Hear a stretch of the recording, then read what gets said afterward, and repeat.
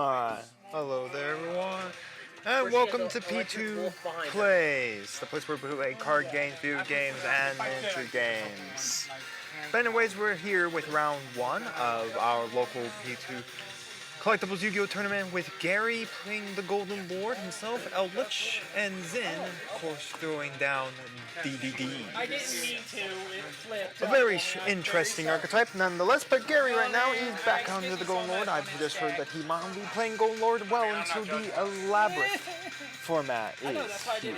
But anyways, if you haven't already, make sure to follow P2Collectibles and Consignment on Facebook for all your card gaming and consignment needs, whether that is Yu-Gi-Oh! Card Battle Vanguard, Dragon Ball Super, Pokemon, or Digimon.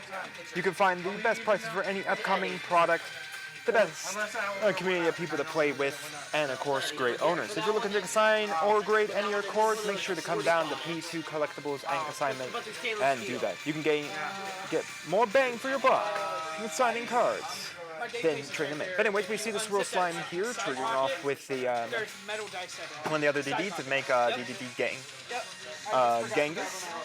Then we're on, looks like the summon of the Genghis. We have the activation of looks probably like a skill drain. I apologize, I'm still trying to figure out how to remove this glare, but yes, that is a skill drain. But anyways, now all objects on the field have, of course, lost their effects. Now, effects that, resolve off the field and in the graveyard can still resolve. Trust me, as a weather painter player, I have learned that ruling quite well. So anyways, the Genghis is going to come swinging in here for the 23. Gary taking a look at whether or not he wants to trigger these other 2 trap cards he has. It looks like it's going to go through here.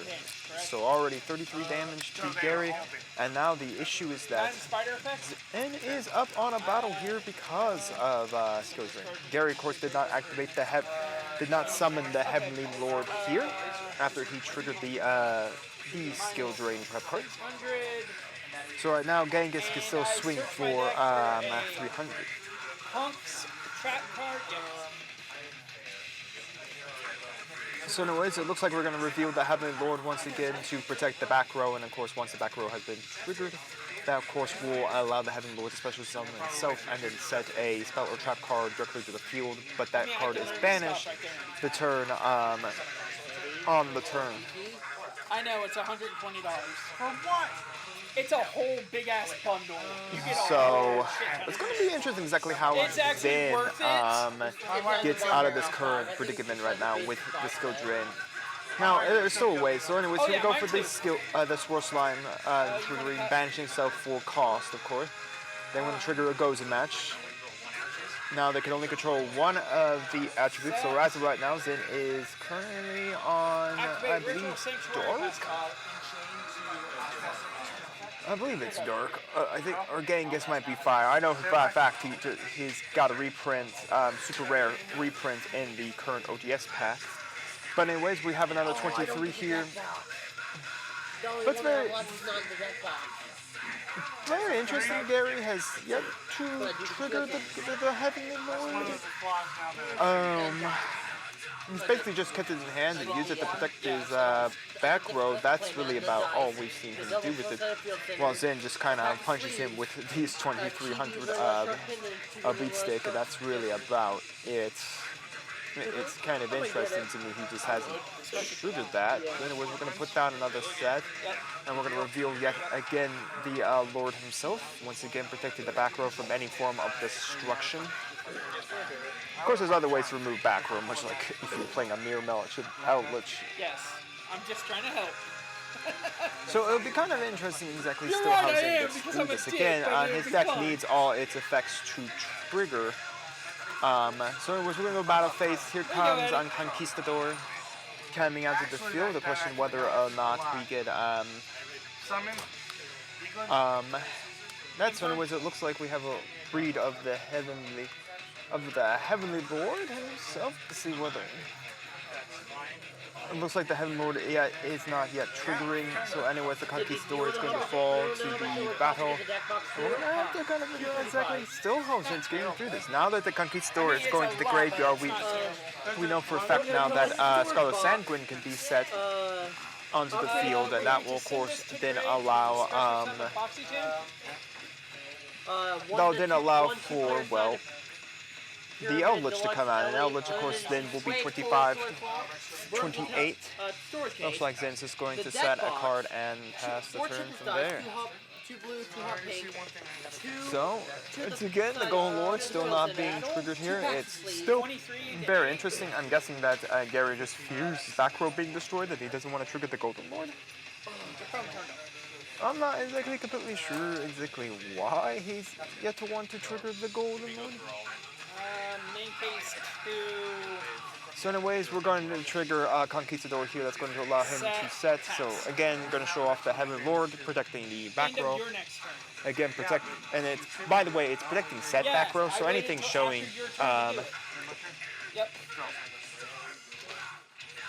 will be can still be perfectly fine hit, but those 3 sets are protected under the Heavenly Lord himself. So now, of course, but yet we've still seen the Heavenly Lord. I mean, the Heavenly Lord could have come out and done quite a lot of damage for a turn.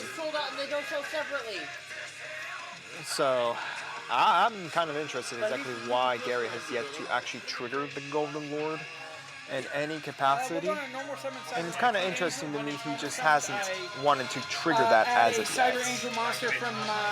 So anyways, now we're going to trigger a Swirl Slime here. It looks like Zen is just going to try to fusion summon out another card. Swirl Slime in hand can then fusion summon out a DDD monster from using monsters in your hand. It's kind of interesting he's decided to do that. He's still under the Gozen. Well, I guess well, no, as long as he summons whatever Genghis is, and then he can basically keep up, because 2 Genghis won't interfere with, oh, that's High King Genghis is now out onto the field. Again, High King Genghis won't matter much for either.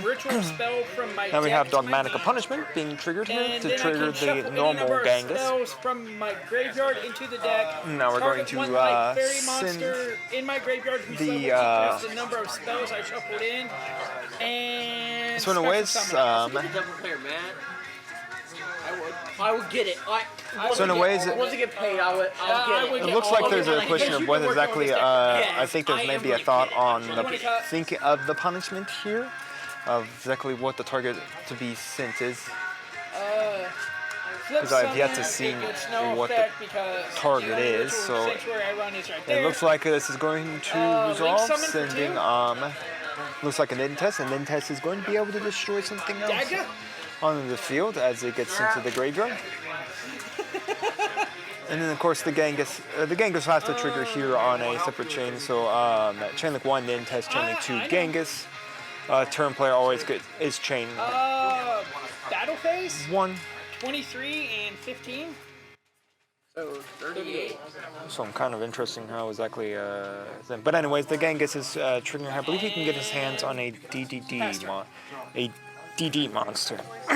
If I remember right, man, it's been like, I won't lie to anyone, it's been a long time since I actually played DDDs back in my day. It looks like he's going to get one of these spell cards. I believe he might have gotten Contract.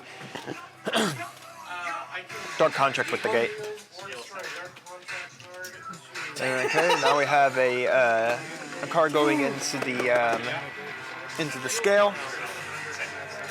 I love you, So anyways, again, I can't let you go off, Eddie. And then, of course, the scale cards here. It looks like we're... Set. Looks like the... You've got me. Looks like the card is going to be triggering here. There is just a question of whether or not Gary wants to trigger the trap. So it looks like he's going to pop the Pendulum Monster, and that's going to get rid of the skill drain, meaning that everything is now active onto the field. The great issue now is that Gozen Match is still very much active.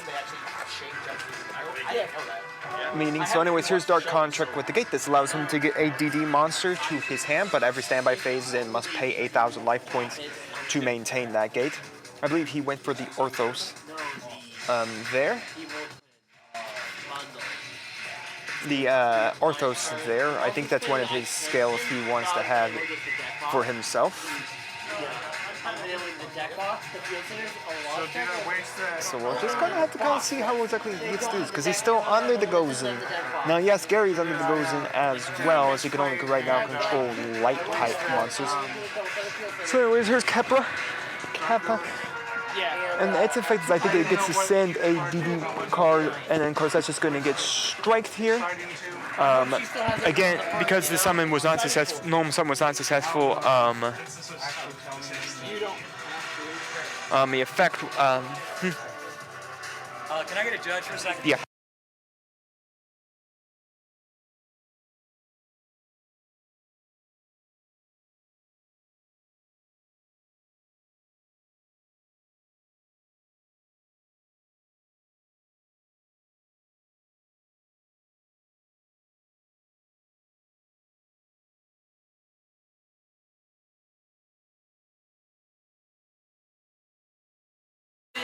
Alright, so anyways, we have another real good Kepra here. how to stop the deck and when to hit it.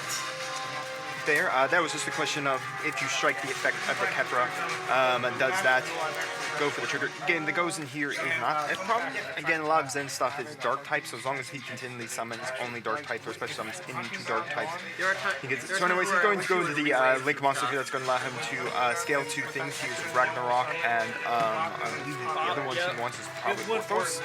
I'm not exactly sure. I've only actually put Zen one time in this function. So anyways, we're going to Pendulum Summon here. So anyways, he's going to send off a DD monster. Looks like he's going to, I believe, get a draw. I believe that's what he's, yep, that's what he's going for. But anyways, then that's going to go further into making a, I mean, he can go into the Link monster yet again, or he can go into an _XYZ. I've seen plenty of _XYZs that he can go into. I know there's a big one that basically can negate effects and then add the dude under per card, so I mean, yeah. That's not a big one. But yeah. Like I said, I've only actually played Zen thing. So it looks like we're going to be popping off the 𝐂𝐍𝐉𝐎𝐘 match and off the Dark Contract at the gate. Dark Contract at the gate is a hard one per turn effect. And again, you don't want to be taking that thousands. So anyways, that's going to go into Caesar, and then Caesar into whatever this DD is. And that's just K. First appearance. So it looks like there's a little burn damage coming here onto Gary's side. He was _XYZ. And then let's see what Zen has to go for. So it looks like the big guy's going to swing in, and then another swing, and that's going to be a scoop there. I think Gary should have probably played the Golden Lord a little quicker there. As I'm not going to uppercut because I will be going back in. One. Repeatedly.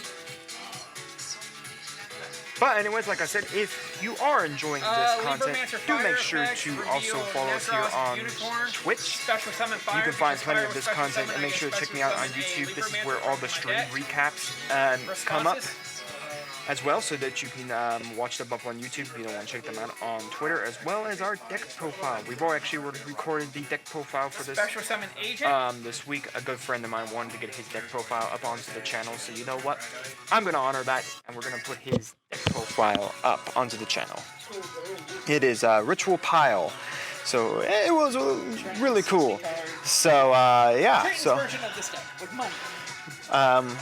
so yeah, it looks really cool. I can't wait to get that, show you all that off for you. That is Trenton Smith's deck. I'll make sure to try to get him on the up on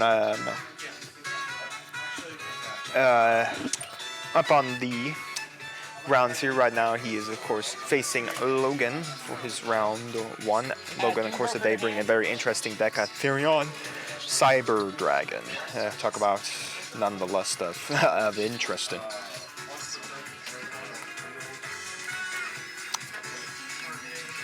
But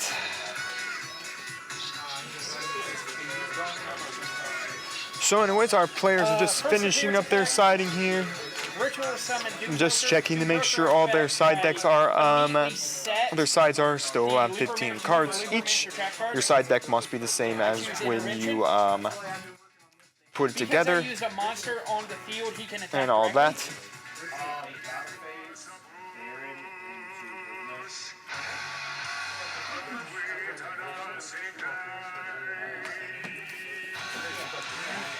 we're going to normal summon Cyber Egg Angel. When it's summoned, I get to add one Machine Angel spell or Ritual Sanctuary from my deck to my hand. Okay, so anyways, here we go for the next.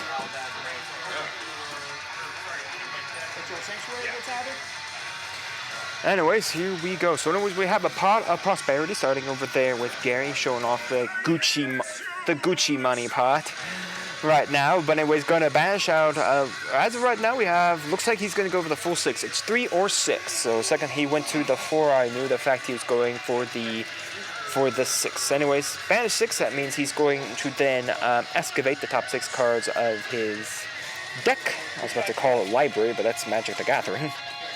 And then he gets to add 1 card to his hand among those. The rest are put on the bottom in any order he wants. So anyways, I think we saw 2 Golden Lord, a Gozen, I think 2 Anti-Spell Fragrance, and then a Heavenly Lord. We're gonna pop that. So it looks like we're going to be taking the Heavenly Lord here. The rest go on the bottom in any order Gary wishes. And again, any damage Zen takes this turn, Gary's turn will be halved. This gets So, back to hand. just an idea there of This it. gets summoned. This goes to No Canoe. effect yet. Yeah, that negates it. So anyways, let's see where we go next with.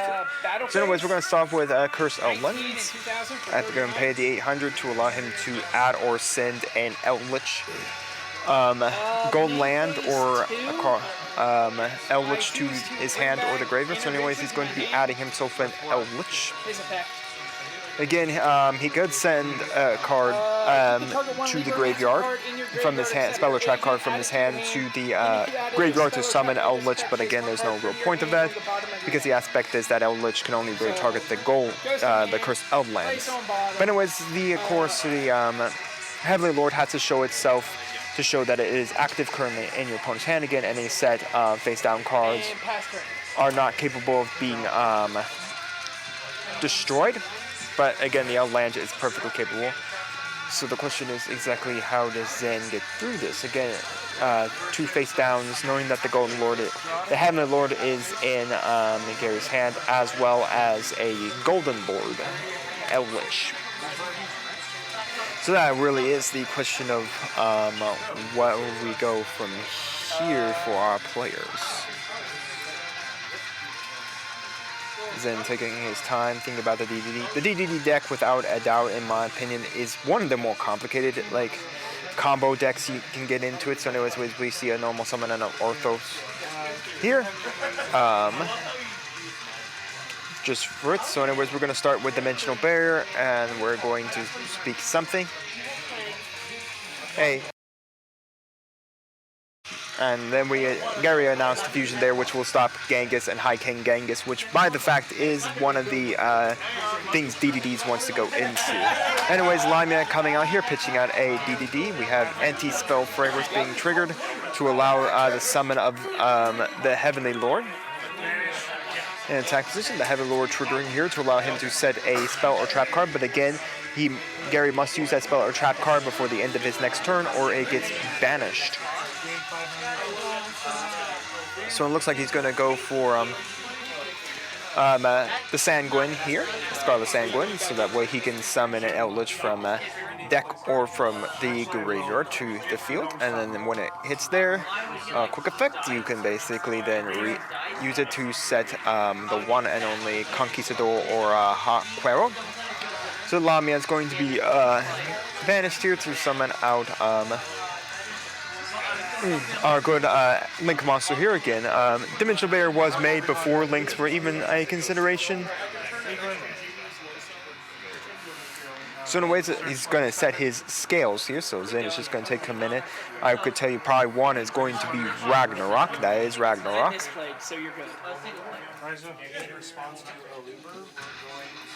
So the question is, what is the next one that he's... Don't quote me on that, but I shouldn't be going back there. Sorry, come here. She can.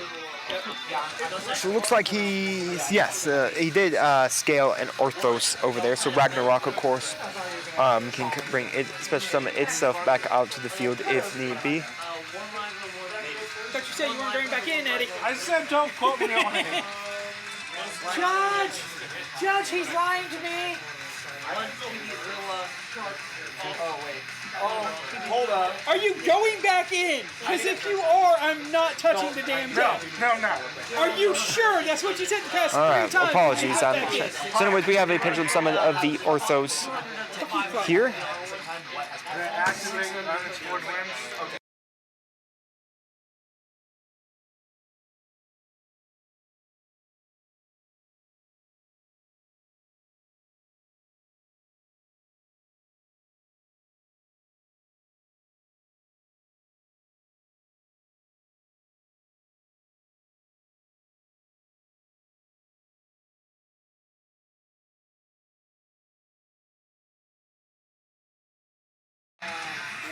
All right.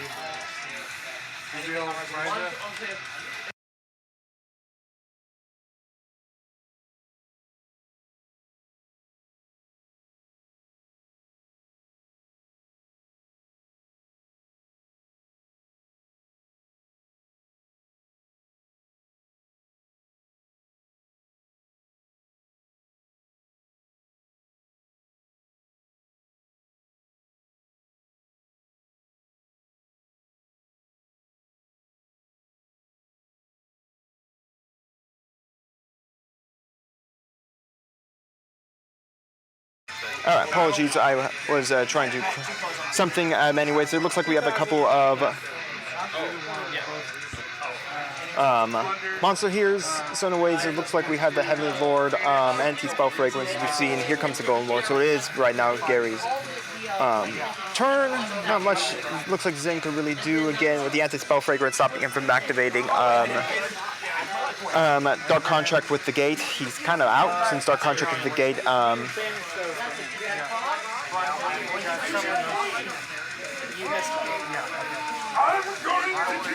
But anyways, it looks like the Golden Lord is going to send the DD Link monster to the graveyard, and then of course then it will be able to summon itself out if Gary wishes to utilize the effect. So it looks like he is going to send the Curse of Land, which means he'll be able to send an L-Lands card to the graveyard here. And now the Lich also cannot be destroyed by card effects, and is currently sitting at 3,500 for attack and 3,800 for defense. But anyways, that is 2-3Ks currently sitting on the field. So anyways, here we go, full battle. It looks like we're going to be punching out the 2. And it does look like Zen does have a set field spell on the field. It looks like his guy gets to protect himself from the destruction of the Golden Lord there. Again, you can't set a field spell. The next turn you can trigger it. Again, anti-spell requires that all spell cards be set onto the field before they can be activated. It's an annoying card, let me tell you. So in no ways, we only know what Gary has in his hands is whatever he set with Haquero, which is a Carlos Sanguine, and looks like another card he might have set. So we'll have to think how Zen kind of gets through this. He's got to deal with the 3K Heavenly Lord and the 3,500 non-destruction, the Golden Lord that can't be destroyed by card effects. Cannot be destroyed by destruction. And then, of course, we have the Orthos and the Ragnarok as well on the field. So, I mean, he can go for a Pendulum Summon. Again, the Pendulum Summon trigger. So, anyways, he's going to go flipping his field spell. I really don't know what it is. Like I said, I've only, played against one time against Zen's version of DDD. So, anyways, it looks like we are going to go. As long as I only play by one field. That's what scares me. Mr. Papo 11. I summon Immortal Jihad in attack mode. But anyways, the Orthos is going to come out here on Pendulum Summon. Zen is kind of still up here in the uphill battle again. Anti-Spell Fragrance up on the field. It's a good thing he got the scales before the Anti-Spell Fragrance was triggered. Mr. Papo _11, I thank you for the follow. It's much appreciated.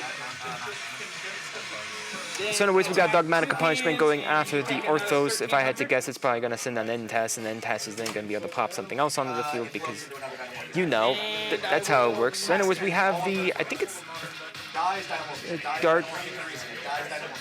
Oh my gosh, this is like a really old trip going. So anyways, it looks like it's actually turned off the Dogmatic Punishment and banished it as well.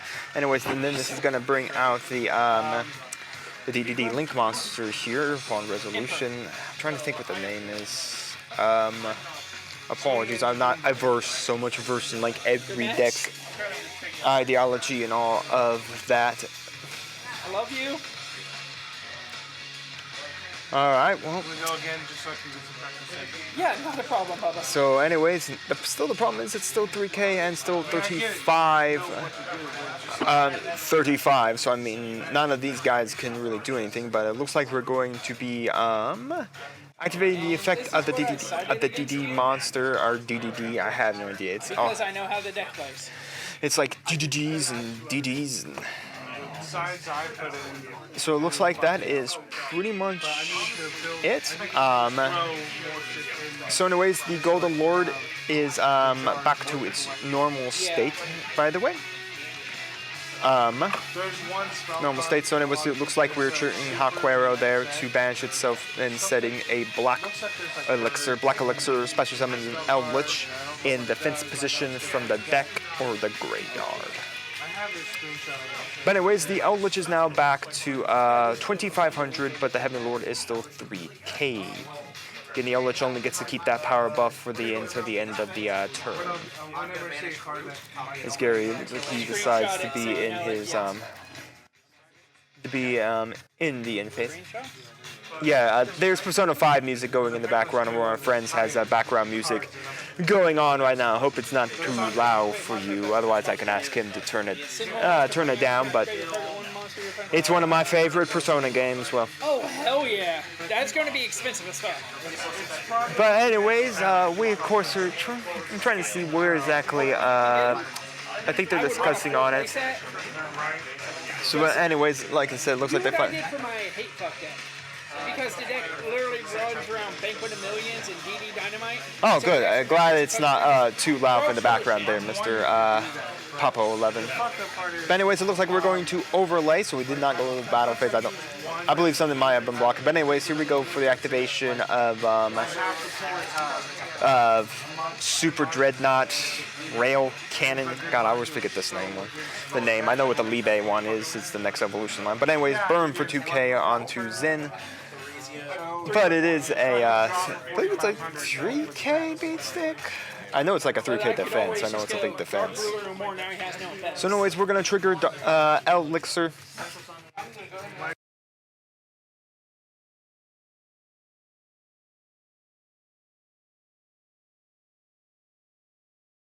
Okay. Apologies, I thought they were triggering the effect. No. So the card got sent there to bring the Eldritch back that got sent off the field using the Dreadnoughts.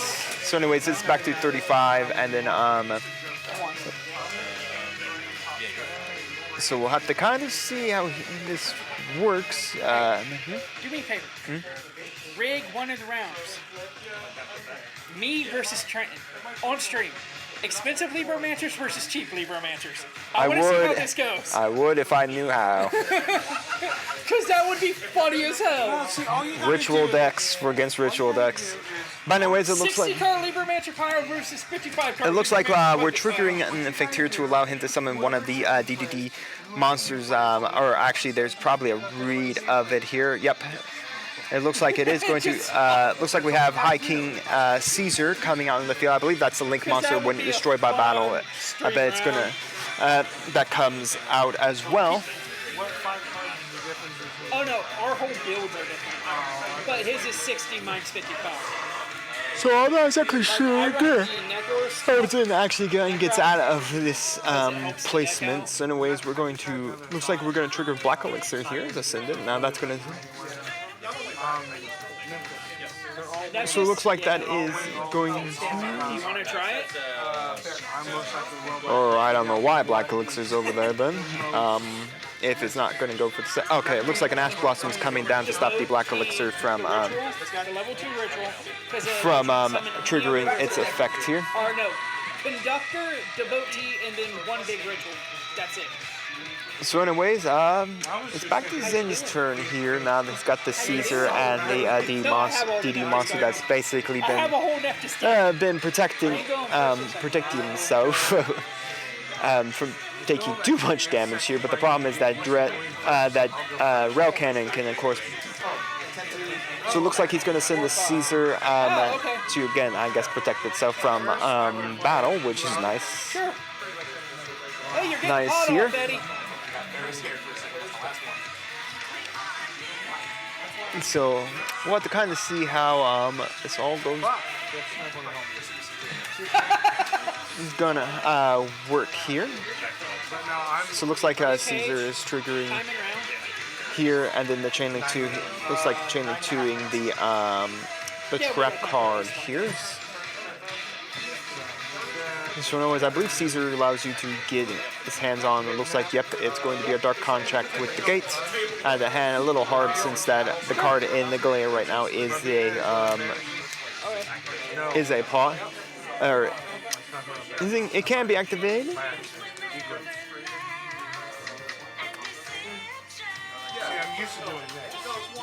I guess they must have negated at some point the anti-spell fragrance that's up there, because that definitely would not be able to activate. Okay, so yeah, the anti-spell is being negated on the field, so I had to kind of think it was being... So now we do have a DD monster coming down here.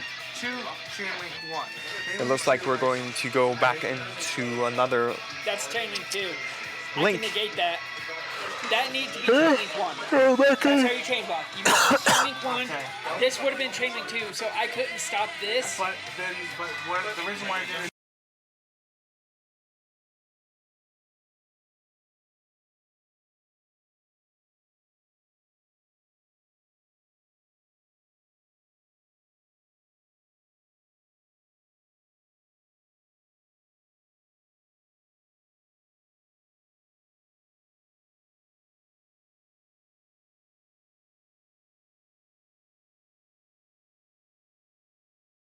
He just has nothing. I can't activate cards. Alright. So... Attack or defense. So anyways, we're going... So anyways, it looks like we had we linked summoned up the Eagle and the Orthos here. He's still got to deal with the 3,500 Eldritch and the 3,000 or 3 to 2,000 Dreadnoughts, or the Rail Cannon, which I know is a big number. I believe it's 3K. As many times I've probably seen it, seen Earth Trains. But anyways, it looks like we're going to overlay here for looks like another Caesar. Here it looks like he's going to go for the trigger of the Caesar. And then that's going to rank. And that looks like that's going to then rank on up. I used to be a pin player, I know that. And that's going to rank on. That particular combo in Birdo because it was funny. And that's going to then summon out this DDD. The question is he going to trigger this DDD's effect? So it looks like he's going to then remove.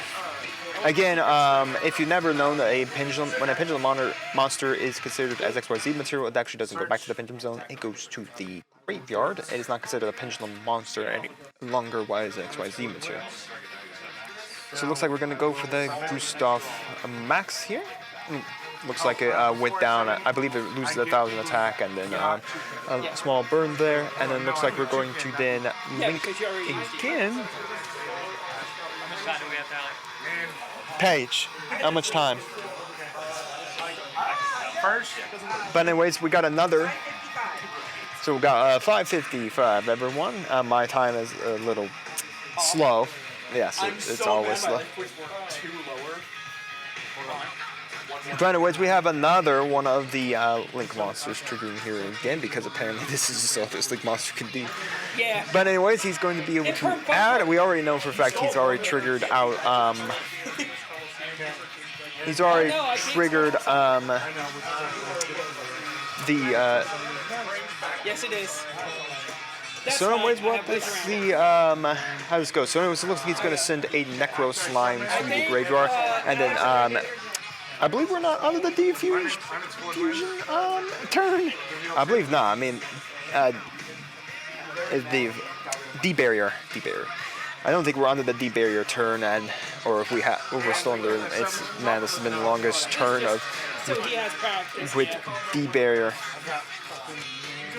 So anyways, there goes Necro and the Orthos. Yeah, we are. I thought we were out of the D-barrier era. Ash, So this is probably going to go into Genghis or High Genghis of the High Genghis. He could go. Looks like he's choosing to go to the Arc. The Oracle here, whenever you take battle effect damage, it's added to you as life points instead. So me and Gustav Max can't actually trigger here because Gustav Max does burn damage. So anyways, it looks like the trap card is going to bring out Caesars. So anyways, he's going to gain 1,000 for the trap card, burning him for 1,000. But the Arc gives him that back, or the Oracle gives him that back. So anyways. It looks like we're gonna go hit again. He hasn't run out of link monsters yet. I thought them going through all three of his links, unless he's got some different links. I don't. So it looks like he's going to summon. So this one's a very interesting monster here. So whenever a monster activates its effect, he can then take said monster, negating its effect. So anyways, now we're going to go into the battle phase. It looks like we're going to swing over the Gustav. I believe the monster's a 3K, and I think Gustav went down to a 2,000, so 1,000 there from the Gustav. So we have one, because like I said, and also the field spell can actually trigger here as well in turn with the 𝐋𝐍 monsters. So anyways, this is now level 6. So anyways, now the Golden Lord is back to being 2,500. Because you summoned Rapina search. Does it negate my search? No. Actually, so this will start the chain, right?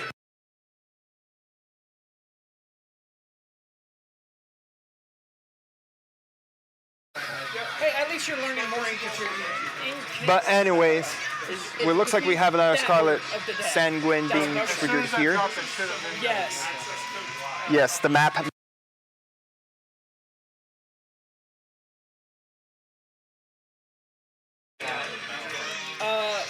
But anyways, it looks like we have a Scarlet Sanguine triggering here. Fire effect because it was special summoned?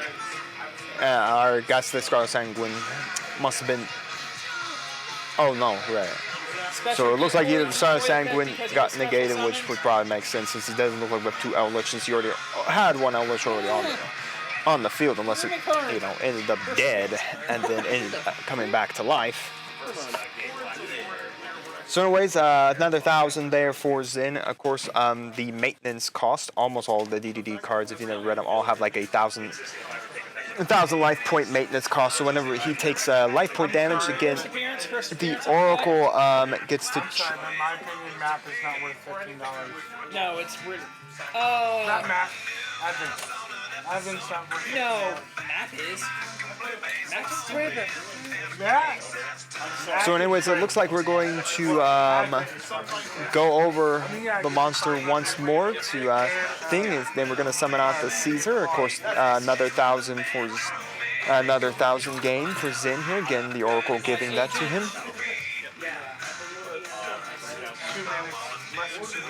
So anyways, it looks like down finally goes the Golden Lord himself, and then Caesar. It looks like we're going to start the, this is the quick play card, so anyways, the Golden Lord coming into defense to defend himself against the Caesar and the Arc. Neither of them have over 28,000 attack to deal with the booty of the Golden Lord as we come down to the last minutes here. So this will be very interesting on life points. Who actually has the higher life as we end come finishing here. I believe mine is like 10 seconds off or so. So, we'll have to. So, anyways, it looks like we're. Looks like we're going to be banishing the spell card here to set a Conquistador. Then that Conquistador is going to be able to trigger its secondary effect when it gets special summoned to pop a guy onto the field because the Golden Lord is currently out onto the field. And then that is the time. Okay, who got it over there? And Zen took the win. Alright, apologies for that. I'm probably automatically cutting out and going black on you. My battery died. So I had to quickly gonna have to go check that. So it looks like I won. And the 40 minutes has started, everyone. Can I have all these Yu-Gi-Oh packs to open standing right next to me? But we'll have to wait to see if our players finish before time. So anyways, we're going to trigger a duality here. So anyways, if you've never seen Dynamorphia, Dynamorphia is all about summoning out their guys, cutting your life points to near nothing, and then basically the fact is then that you don't take any major damage for anything like that. So it's also a dinosaur style deck, so here we go for Fossil Dig to grab one of the Dynamorphia monsters. As we all listen to Mortal Kombat music in the background. It pretty much is Mortal Kombat over here. But anyways, Dynamorphia also a lot of time has been considered like, if you ever saw Power Rangers Dino Force, I think was the name. Dino Thunder. Basically, that was the big joke. So anyways, a lot of the Dynamorphia cards also allow you to grab all, basically fusion summon up your Dynamorphias here as well. But like I said, Dynamorphia is all about cutting your life points down to near nothing, but being able to basically still use Solemn Judgments, cards that require you to pay life points to activate, because the aspect is that they never have any problem. So anyways, we saw a Heavenly Lord trigger here, and then of course we have the Dynamorphia monster here up as well that will be able to go into, of course, any of the Dynamorphia fusion monsters as well. But anyways, I played against this deck. This is a very interesting deck. It's not good against slowing the time because, again, it's so the nature of the Dynamorphia is to cut your life points extremely, extremely low to hit the Dynamorphia monsters thresholds that then can do them stuff, as Trent takes a minute to read over the Heavenly Lord himself.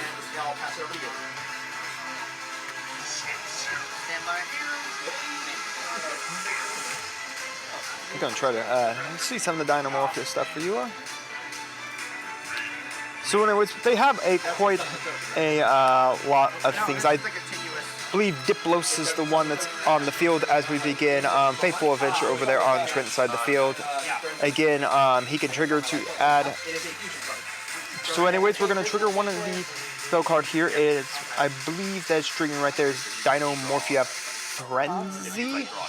Yeah, it looks like Dynamorphia Frenzy. During your opponent's main phase, pay half your life points. Special fusion summon Dynamorphia fusion monster from your extra deck using only monsters from your deck and using only one monster from your deck and one monster from your extra deck as fusion material. When your opponent activates a card or effect your life points at 2k or less, you can banish the card from graveyard. You take no effect damage from your opponent's cards. So it looks like we have a Diplo going out, and then something from his extra deck must go out as well. So anyways, that is, of course, the big man himself, Dynamorphia Rexstem. So what Dynamorphia Rexstem? He's one Dynamorphia fusion monster plus one Dynamorphia monster. Your opponent cannot activate the effects of monsters they control that have attack greater than or equal to your life points. So basically anything that is greater than or equal to your life points, while our good Rex term is up onto the field. Quick effect, and right now grants life points are currently at 4k. Anyways, here we go for an E-Tally. We're going to start off with another Dynamorphia card here. I believe this one's just a negator. We're going to trigger, I believe, yet another another 𝐸𝐿𝐒, and then he's going to trigger another one, and he's going to trigger the third one. Yes, folks, that was in his starting hand was 3 𝐸𝐿𝐒s. And by the way, this is 60 cards, so it's a little hard for me to imagine that somehow you can get all 3 of your card to your hand. And, oh, by the way, if you haven't ever realized, 𝐸𝐿𝐒 is not a hard once per turn. It's not even a once per turn. It's a lot of fun. It's a lot of fun to have 𝐸𝐿𝐒, 3 of them back again. But anyways, what our other Rexstum can also do while he's on the field. Once per turn, quick effect, you can pay half your life point. Attack of all your opponent's monsters currently controlled become equal to your life points until the end of this turn, which then will trigger the fact that they can't trigger their effects, because they'll either be have greater or equal to your life points, which is. I wanted to double check because I knew you did the 1,000. So anyways, it looks like we're going to start off with a. I'm not sure if it's a punk or if it's one of the Libromancers. Level 4? Well, I believe it's one of the punk monsters. If this card is destroyed by battle or card effect, you fetch summon 1 level 6 or lower Dynamorphia monster from your graveyard. But it was the card that goes for the negate is Dynamorphia Sonic. Is a counter trap. And then the monster.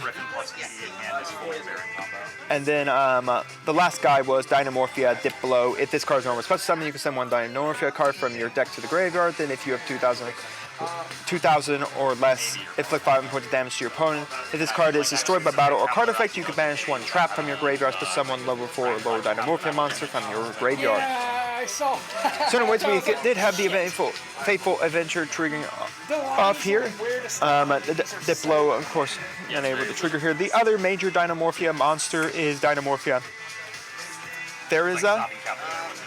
𝐓𝐿𝐒 is on normal or special summon. And it looks like now we have the looks like we have Fateful Adventure triggering for a search here. Looks like there might be a question. I know all Dynamorphia trap cards can trigger themselves in the graveyard. Set 1 Dynamorphia trap directly from your deck to the spell trap card zone. Then oh no, that's actually 𝐓𝐿𝐒's Diplo's actually not on the field. Apologies, that's Theria. I forgot, he actually set Sonic with Theria. So it's finish spell trap card zone, then if you have 2,000 or less life, this card gains 500 attack. Because of you, I know. This card is destroyed by battle or card effect, you banish 1 trap from the graveyard, special summon 1 level 4 or lower Dynamorphia monster from your graveyard, except herself. You go in. It's like, he's really well drawn. Are we just going to have a full discussion about But anyways, it looks like the Heavenly Lord is now officially coming out to the field. Oh my god. I'm not, but. I mean, he can also hold his breath for a really long time, So anyways, now he is, of course, then allowed to set a spell or trap card directly from his deck again. It will be banished the turn he doesn't. I'm going to bring my DVD stuff, and I want you to hold it. Yeah. So I'm not sure if he actually set any of the other ones. Some of the other traps are Dynamorphia Brute, Alert, we've already seen Frenzy Shell and Domain. There's also Reversion. Yeah. I mean, sure, they have also a few other monsters. 𝐿𝐒, their fusion. So anyways, we're going to activate the field spell for the Libromancer. He's going to be able to add a Libromancer to his hand. Probably going to go. So it's going to add, looks like the Demon Broker from deck to hand. I want to make sure that way no one can say, well, it doesn't do that. Oh, wait, no, you Inspire? So, looks like. The translation of the stupid Fear Limits field spell. It's like when they messed up 𝐂𝐎𝐍𝐿. Oh god. Not 𝐂𝐿𝐿, I mean 𝐿𝐿. It still works the same way, but So it looks like then he's going to then remove that to allow him to ritual summon the Doom Broker. The Doom Broker then is going to be able to set the intervention the field spell should say when a card is from the field. pop a card, but it says when they're shuffled into the deck, so it doesn't shuffle. But it does work It's just the wrong character. Fire effect reveal. So it looks like we're gonna go Sonic. So yeah, like I said, all the Dynamorphia trap cards all have a specific effect to banish themselves from the graveyard. Something certain ways. During damage calculation, while you have 2,000 or less life points, if you take battle damage to banish this card from your graveyard, you take no battle damage from the battle. You can activate one Dynamorphia Sonic per turn. So anyways, we're triggering, I think this is, I don't know if this is actually a Dino, no, this is, I believe, Dynamorphia Roots, or I'm not sure. It might be, oh no, I think that's like, turn with. So anyways, we're going to trigger, of course, Libromancer Intervention, and then he's going to allow him to summon the Libromancer that he, of course, had summoned from the 𝐒𝐓𝐃, so then do Broker returning to the hand, special summoning out. And then we're going to get the search from the Libromancer. So, by the way, the trap card was not a Dynamorphia trap card. I think it's just a trap card that spends something. Backs. So I wasn't exactly sure what he took. I think the only card he has. Well, no, he must have taken another copy of the field spell, so that way he could take up the field spell to then search out another Libromancer monster. Again, just the strength, and I believe that's like the only from the deck profile. That's like the only Libromancer spell card he'd be grabbing. So, anyways, here we go for duality. Looking at top 3, he's got, I believe, an Aphasia. There was a miscellaneous, and I don't know what the last one was. So anyways, again, under part of duality, you cannot special summon the turn after you resolve the card. So again, that's why even. So anyways, here comes a Aphasia once again to set another Dynamorphia spell or trap card. It's pretty much just a trap card. I believe they only set drugs.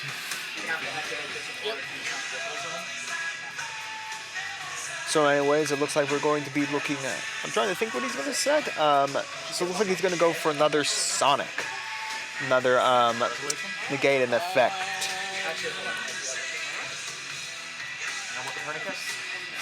I don't know the way he thinks it's working. Would that count, or is it effect?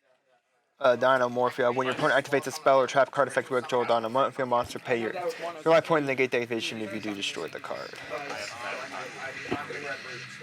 So it looks like he's going to go for the Brute instead of the good old Sonic here. Pay half your life points, destroy one Dynamorphia monster you control and one card your opponent controls. When your opponent activates a card or effect while your life points are 2,000 or less, you banish this card from your graveyard. You take no battle damage. No effect damage from your opponent's card effects this turn. You can only activate one Dynamorphia Brute per turn. This is the oddity of a deck that basically in Yu-Gi-Oh! Is telling you to strip your life points to near nothing, and then you'll basically not have to worry about anything.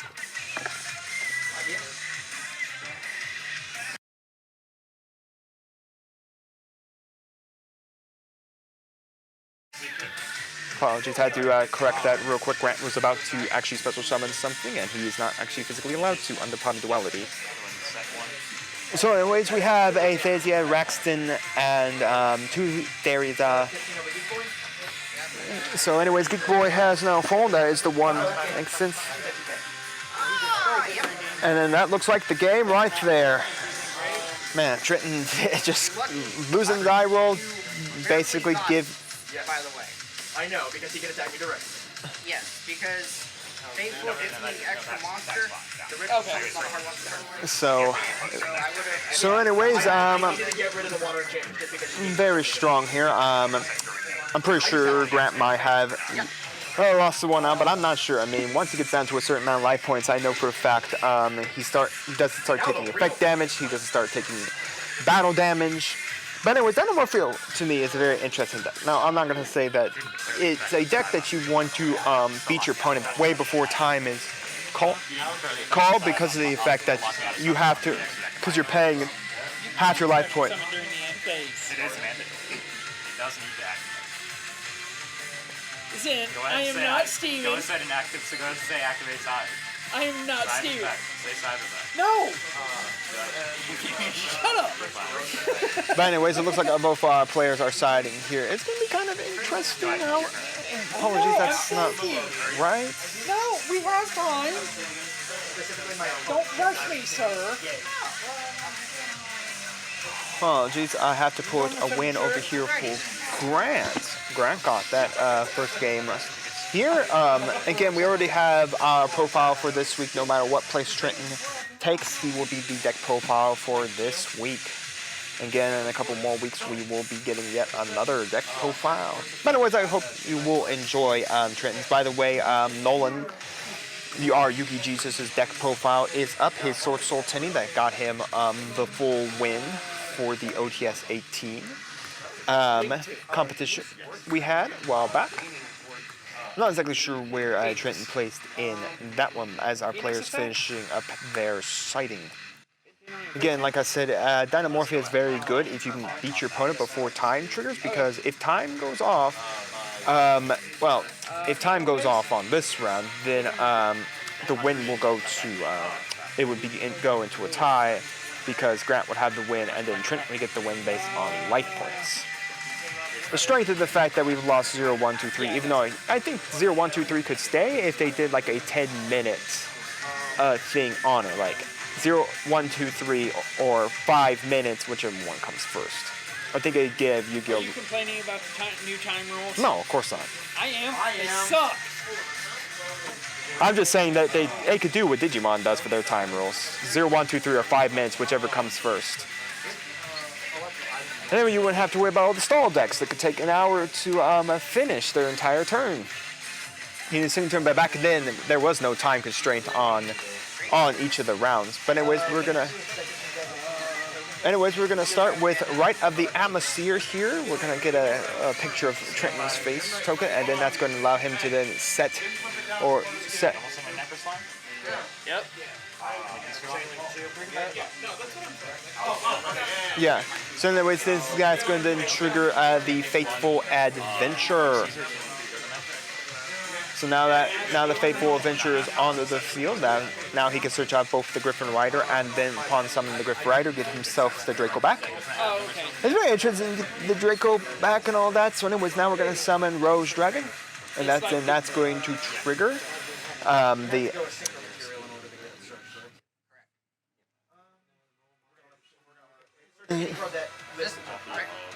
Right now I'm searching Draco back.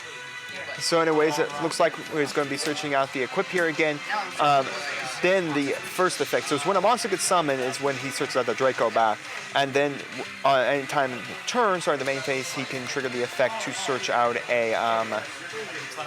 basically the Wandering Griffin. So anyways, that's going to put an Ash to the, so that's going to stop the Wandering Griffin from coming.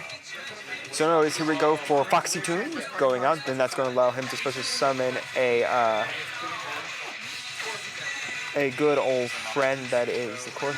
And it looks like he's going to pitch out the Draco back from there. That's going to give him I know, that's one of the Punk Monsters. Then that Draco back is going to attach itself to the token.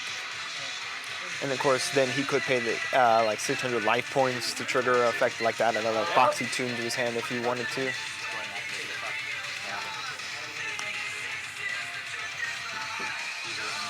So it'll be very interesting exactly now where this bull person's mount goes for. If I had to guess, Red Rose Dragon is probably going to take the Punk Monster, and there's probably going to go into a Hulk here. And then, no, it looks like it's going to tune into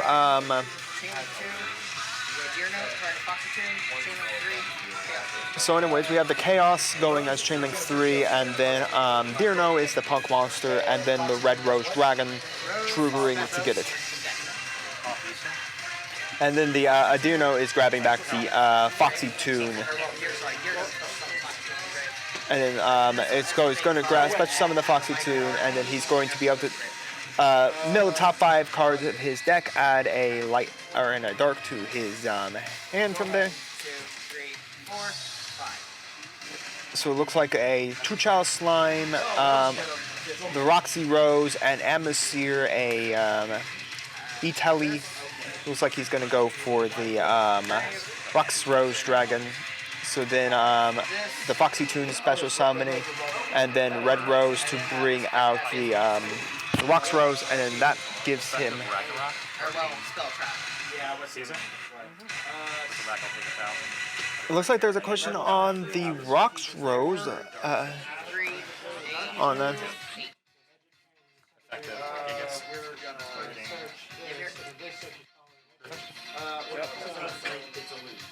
So it looks like that's going to go resolve. A question of whether or not we had an Ibiru summon to trigger here.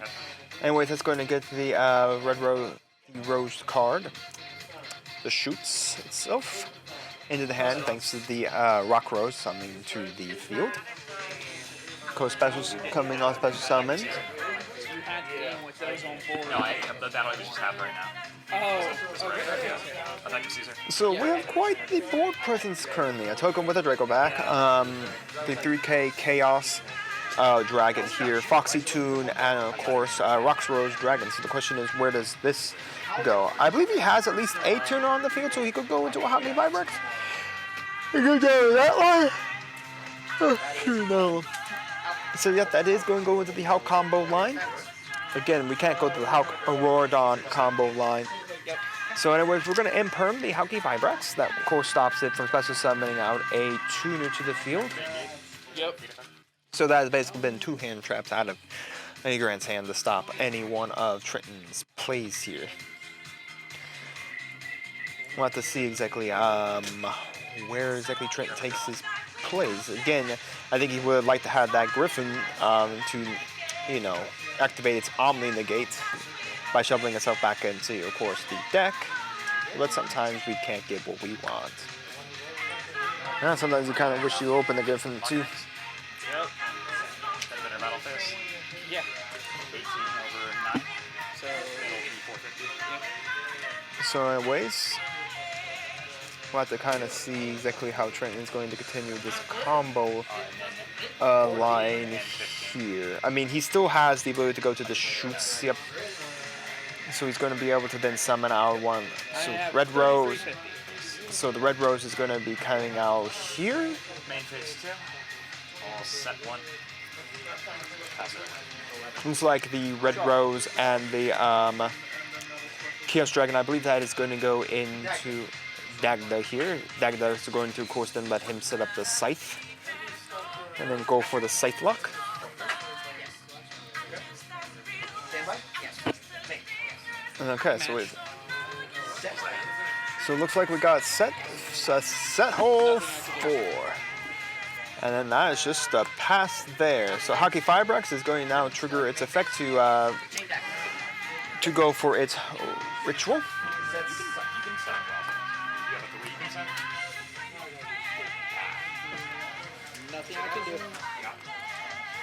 So here we go for I would have saw him. we got TG Hyper TG Wonder Magician. TG Wonder Magician, of course, then gets to trigger if it wants to go in. Of course, like I said, in for another synchro play. So it looks like he's going to pop his back row, and that's going to then bring out the Scythe, and then the Scythe, and then that's going to trigger the Scythe, and then the Wonder Magician here is going to then trigger to then go for its synchro using it and the Scythe, and then that's going to then bring out the Baron du Fleur. And by the way, the Scythe has resolved its effect, so it is now Scythe is now. Still in my main phase. And I'm passing to you. Your opponent cannot special summon from the extra deck for the rest of the turn. So like that effect's irrelevant. I just did So it. the Scythe is kind of irrelevant. It would have Scythe locked, but the Scythe is irrelevant. Now there is a relevant play here, but I'm not going to say anything in case Grant doesn't know what that play line is. I'll show you when the, I mean, I've seen the play line because I actually had someone do it to me in Master Duel. If you see it, go ahead and comment it. But I'm not going to say it until something goes off with it. So anyways, here we go with the Baron effect. That's exactly what it does. So the Baron's going to, in standby phase, trigger its effect, allowing itself to spin back. And then it looks like we're just going to pay the 15 to strike the Baron while it's trying to attempt to trigger its effect. What that does is a loop there.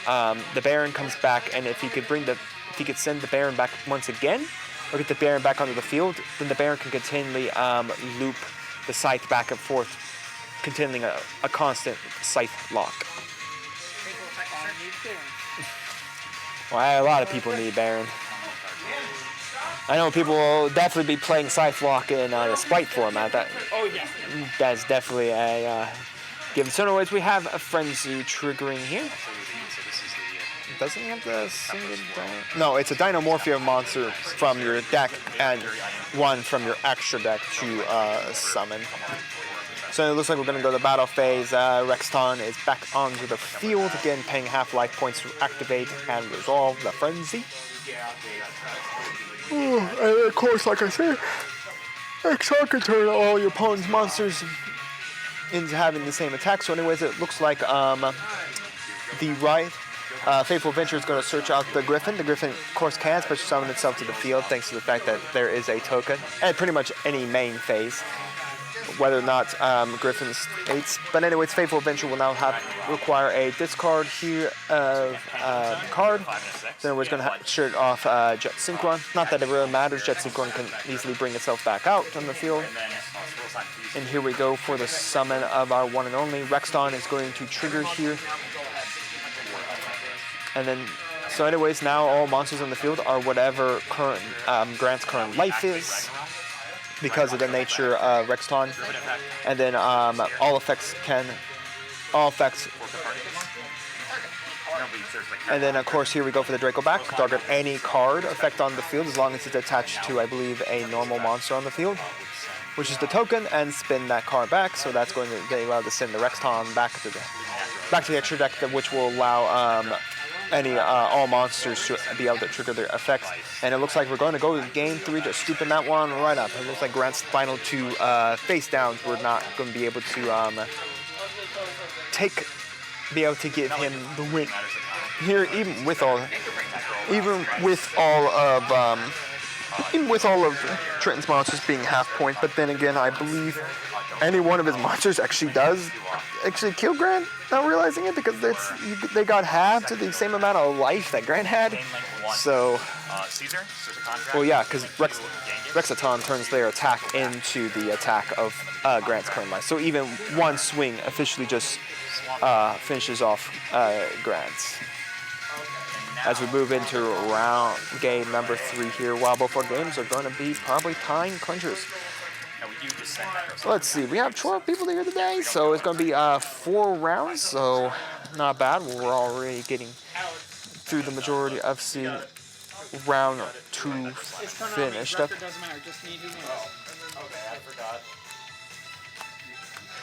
So anyways, we're finishing up the siding here. Both our players are just figuring out their side decks. Grant is probably going to be taking the first to set up the entirety of his back row. Because you know, all the solemns, all the strikes, all the good, back row pain. This combo is actually really good at rapid gears. You want to hold it as late as possible usually for CDD. So anyways, looks like we just have some more siding in coming in from Trenton. Again, this 6-card Ritual Pile deck is up on the list. I think he said he made some changes to what's going second, but without a doubt, if you want an update to that, you could just ask it in the comments, and I'll make sure we get any updates to the list. Because I know he wanted to put more going second cards into the list for the aspect of going second. The deck is more of, from what he said, is a heavy going first style deck, because it can set up quite the board presence on it. Even the original Magic Key deck that I have currently on Master Duel is without a doubt a heavy hitter with deck.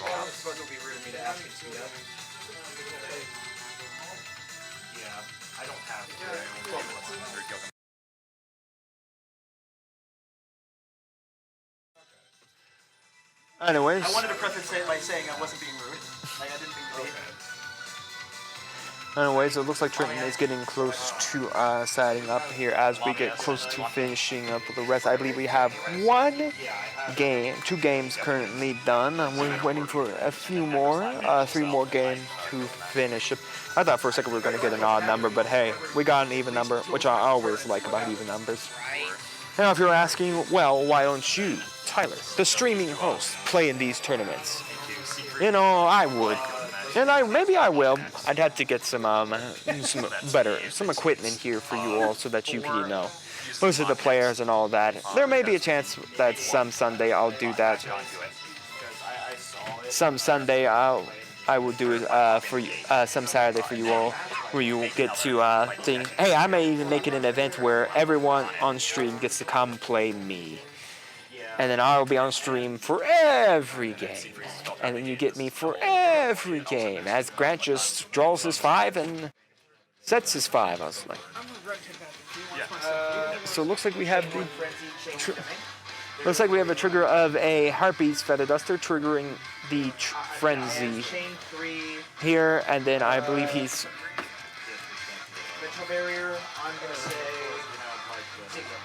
and then Dimensional Barrier coming down on the Synchros. It's a little painful there, but anyways, in some ways, I believe the card he's using is Dynamorphia Domain.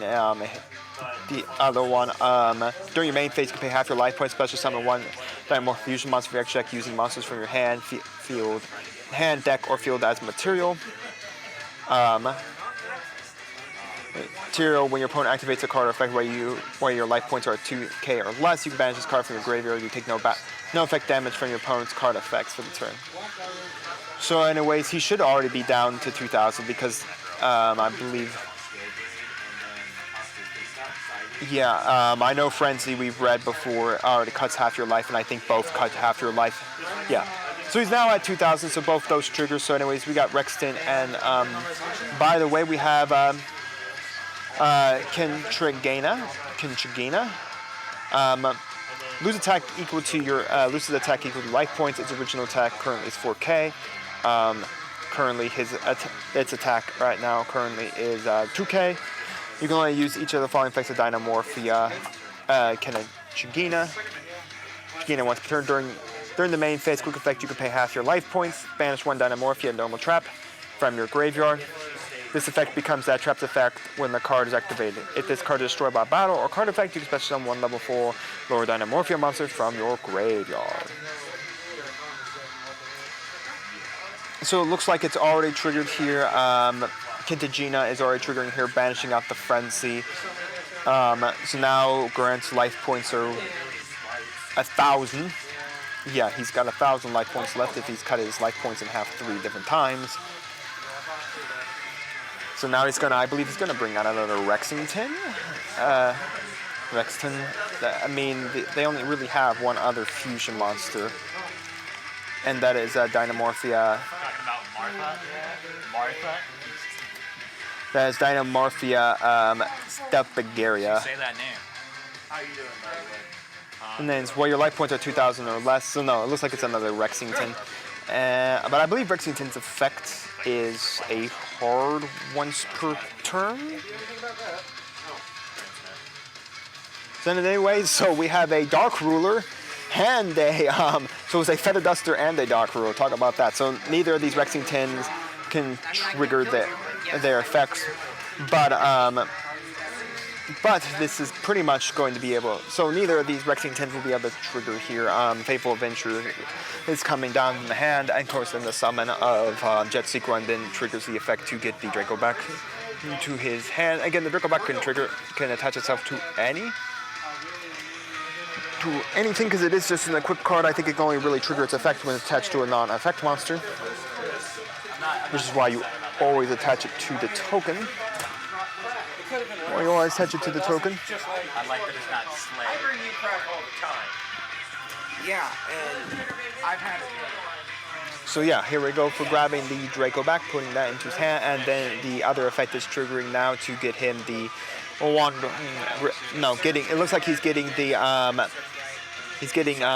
Looks like he's going to actually grab the Water Enchantress. Water Enchantress, going to banish that to then get the Rite of the Amasir. And then Rite of the Amasir is going to be able to then trigger here to summon the Adventure token. And then it looks like, well, you can't set a Fateful Adventure since you already owned a Fateful Adventure. So now then Jet Synchron is going to go out into Linkuriboh. Then Jet Synchron is going to be able to bring itself back out because pitching out, the Draco back is going to get pitched out here. And then that's going to bring the Jet Synchron back. That's then going to bring back the Jet Synchron, and then 𝐿 get to go back into.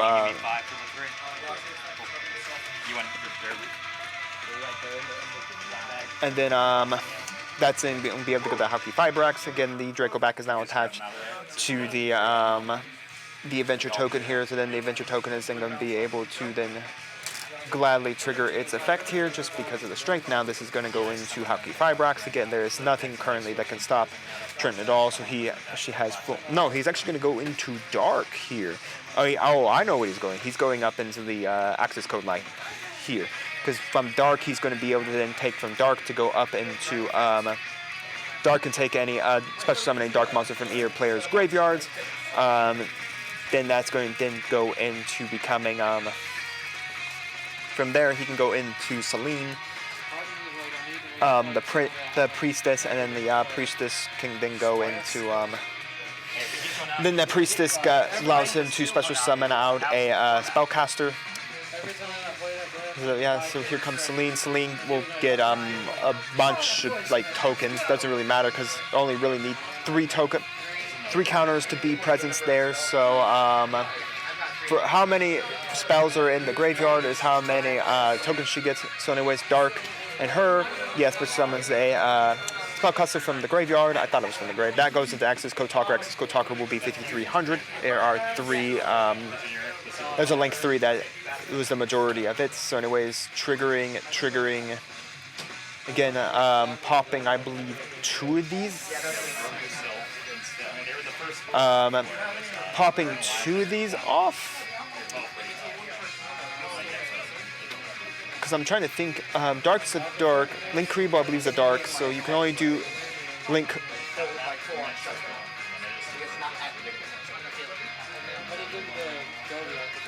So we'll have to kind of see here because again, stuff that triggers.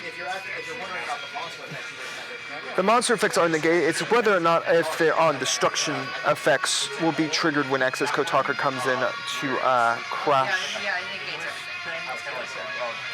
Comes crashing in and using its effect to pop it. So yep, we're gonna trigger. So it's gonna be 53. That's Access Code Talker triggering to its chain to gain its power buff. And of course the Katarzyna is at 4K. I believe the other 2 are like 3Ks. Of course, nobody's actually going to call that because it's really confusing, but that's what it's supposed to be.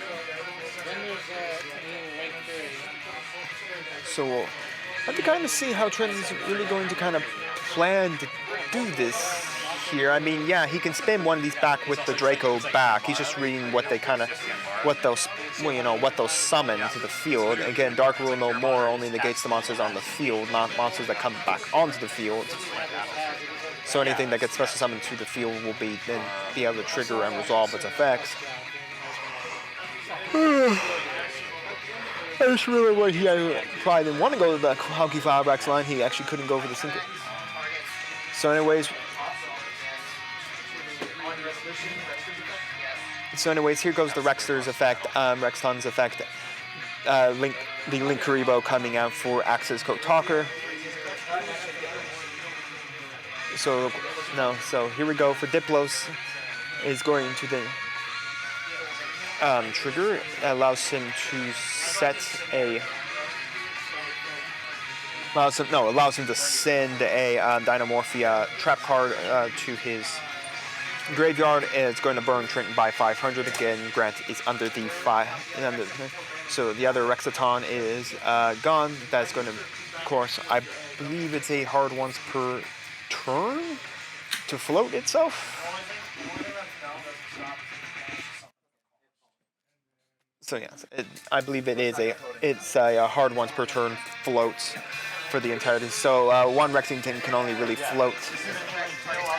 And then of course the Draco back is going to bounce the Katarzyna back into the extra deck. Again, no damage can really come to Grant here. But the problem is he's going to be staring down the 5,300 Access Code Talker, drawing whatever he needs. So the big question is whether or not he even wants to just float it. So looks like he's not going to let the float. That's just Grant drawing into the 𝐒𝐍𝐍𝐿. The 𝐒𝐍𝐍𝐿 is going to then trigger to then set. The problem is I don't know how many Rexenton. He could easily go back into another. I guess he'd have to set domain if he wants to bring out 𝐒𝐍𝐿. But the problem is 𝐒𝐍𝐿 really can't do much on this board. Now, yes, he can go into, of course, overlay to, you know, summon something. The issue he hits is that I'm not sure what he gets to move into. I mean, sure, we've seen him. He has a Logia, so he can go into Logia. He tries to figure out what to set. I think he's set a Frenzy there. I think he's just attempted to try to go for. I mean, yeah, he can go into a Link 2 if he wanted to, but no cards in hand, and it just. God, now you know what I hate. Yeah, but even if, like, So it looks like Grant is conceding the game and giving it over to Trenton. And Trenton will walk away with that win. Here we go, everyone. The next 40 minutes of round 3. Welcome back to Rituals versus Rituals.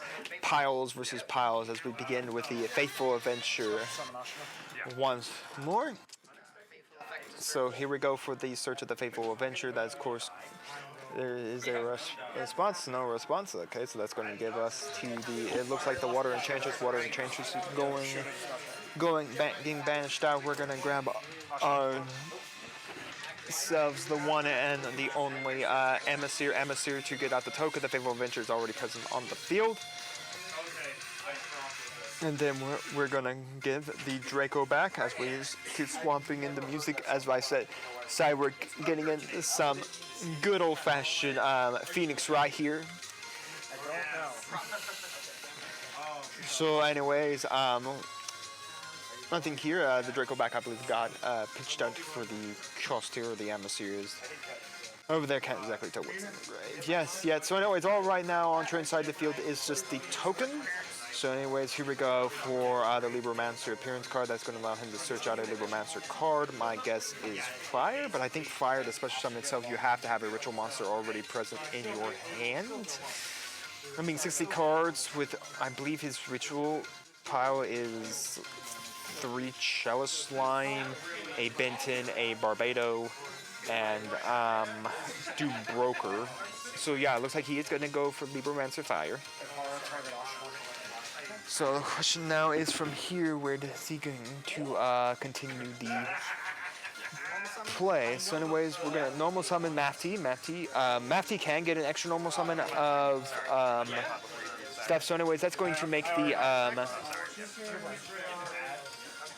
so now we're going to imperm that. So that's not going to be able to allow for Trenton to get set for the unlocking effect here, but anyways, he can disable, as long as the monster, the Magic Key Ritual monster used 2 different types when it was summoned, it can declare it a type and destroy all monsters on the field of that specific type, if I'm remembering the effect correct.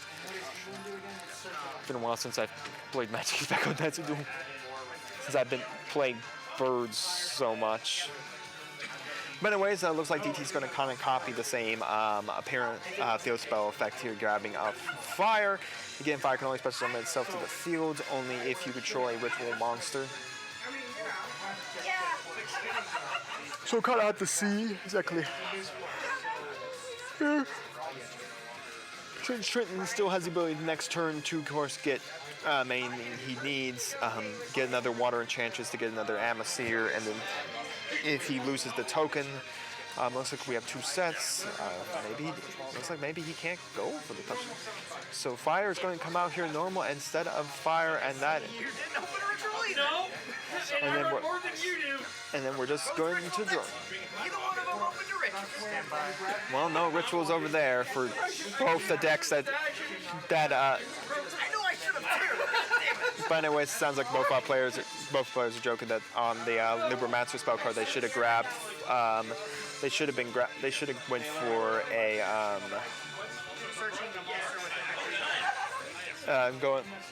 They should have gone and searched out Doom Broker. Both ritual decks, no one opened a ritual. So anyways, we now have another Water Enchantress coming off of the Faithful Adventure. So right now, all this stuff is So it looks like it's going to search out another right. Yes, he can summon out another token off of the right. The token can come out here, and then of course Draco back can equip to that token if need be. And then equip to it. But anyways, then again, I believe you can't activate the right Atmosphere if you already have a token on the field. This is very interesting gameplay here as we triggered the right to summon out the token. all chalice target Copernicus. So still nothing being used out in the back row here as the token comes out. I believe the Magic Key Synchro monsters like. So anyways, here it's going to go again. Again, it can only set the spell and trap card if it used two different types to ritual summon. It just the aspect is that it keeps that until it's moved the field or say placed face down. But anyways, unlocking is basically just a negate because it can turn all monsters into a specific type and attribute. It's a really good card, nonetheless, when it gets stuck into your hand. So we'll have to kind of see where it is, because now we have 2K 2500. I think is the Magic Key monster. So here we. Oh no, they must be both 2000 because it was a grand. Unless that's 1500 and 2500, then it could be a grand there. But anyways, the 2K coming in straight from the token, and that is about it with Magic Key unlocking. And there's still the unknown face down, and Trent has burned through 2 Water Enchantress and 2 Rite of the Atmosphere. So here comes the E-Tally. Question is, now unlocking is a counter trap, so that will negate it here and negate the card. The question is, does DT have anything else to continue his plays? Just looks like a couple of sets, and that is it. So draw. Well, now, funny enough, he could actually go get the Griffin now that he has the token. So here we go. So Fire now officially getting to come out now that the Barbados is officially here. And then that's going to allow him to then probably going to add another copy of the field spell here so that he can cycle out the field spells so that he can get it. So no, it looks like he's going to get Geek Boy and then Geek Boy. I don't know how they work. And then Geek Boy is going to come here and grab a copy of that good old field spell. And then that's just going to activate. By the way, he just sent that to the graveyard. That he's just taking a step easier here of not having to take the ones in already in the field spell zone and sending that to the graveyard. But anyways, Doom Broker coming to the hand off of the emergence here.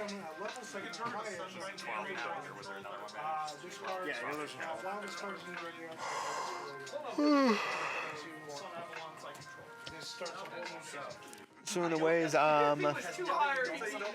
we could go and use the secondary effect of the field spell to then allow him to go into the Doom Broker. Here, then that's going to allow him to set intervention. Like it's only 2 trap cards in the entirety of the deck. Heck, even I think in the past. But anyways, it looks like we're going to go for the search here. This is going to get the Griffin, which now means the Indicate is now 100% live onto the field at all times, and then not mention. And then so then that's going to trigger Draco back attaching itself to the token, and then Wandering Griffin is going to special summon itself out. Really strong card. Whether or not you control no monsters in your main zone or you're playing the Adventure Engine.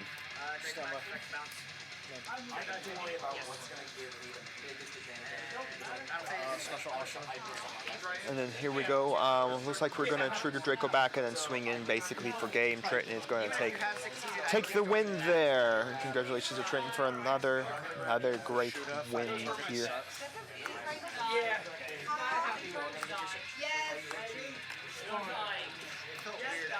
No dying. I was debating on, do I just end on this, or do I attack health action? So now here we go. As I'm yawning, as our players quickly are going to go through these side decking here. It is quite interesting though, the fact of two different ritual decks, neither of them opening a ritual card, both of them stating that they should have grabbed Doom Broker off of when they went for the field spell.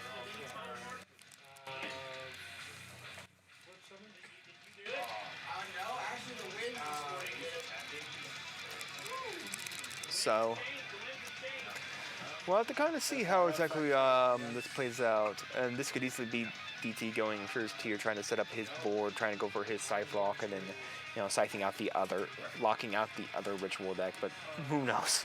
It's ritual versus ritual, folks. Anything is possible as monsters get ritual. No monsters, I believe, have been ritual summoned as of this game. We've watched Adventure Engine build tokens in a synchro summon. DT didn't really make even a single form of a special summon, but hey, gotta love the Adventure Engine. I mean, you can always try to get your hands on a full box of OTS 19 and maybe hope to pull your hands on a full set of the Water Enchantress, or play enough OTS tournaments that you get a chance to see the Water Enchantress. I know Jesus sitting across from me actually has a full playset of OT Water Enchantress. But the problem is, even with the OT Water Enchantress, you still got to get your hands on the Amiseers, and the Amiseers are still up there in, you know, price. Actually, let's see what is right sitting at currently. Where are the Amiseer? I'm about to say the close-up I ever come to a right of Amiseer is in Master. Oh, $40. That's not bad for what it is. It's fluctuated all over the place. So that's not too bad. Wow, the OTS. You're telling me the OTS 19? Oh, okay. That's lightweight. Marcus 53. Wow, that Water Enchantress for the OT is $42. That's lightly played, by the way, folks. Too. $53 for an OT, so you can play your Adventure Engine. What is the normal Water Enchantress sitting at? What's the normal Water Enchantress of the Temple sitting at? Wow, the normal is sitting at $22. Look, folks, the cheapest you can get now if you want to buy your Adventure Engine. Does that make me want to go buy the Adventure Engine? Of course not. It tempts me. But it doesn't make it. So anyways, we got an E-Telly coming down here. Question of whether or not Trent's got anything to, of course, respond to said.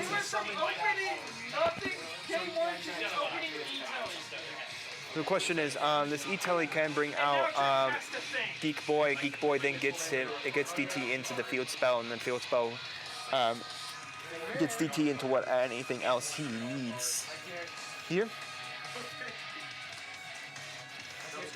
So I mean, unless Trent's got some ways, unless he's got some kind of hand traps in his current hand.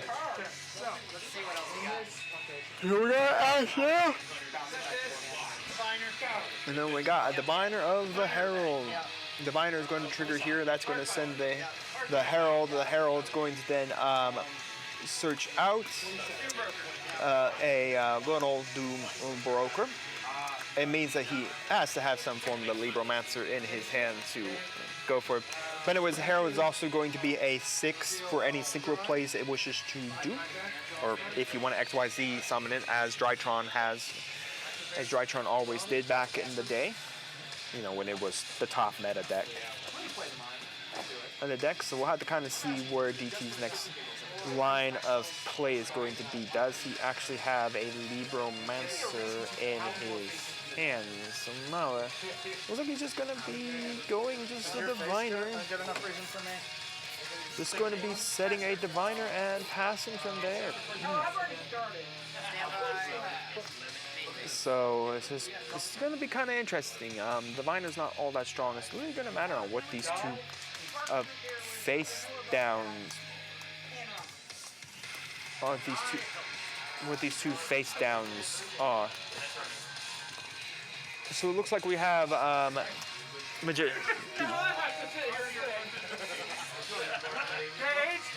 now I have to sit and think. So it looks like I believe he's triggering the Dark Magician illusion, Dark Illusion here. I believe that's what he's triggering here in the illusion. I'll know quite well enough when he goes to add to the soul, because that's kind of where that's going to be getting grabbed here. So it looks like we're going to go D-Barrier, and what we're going to name.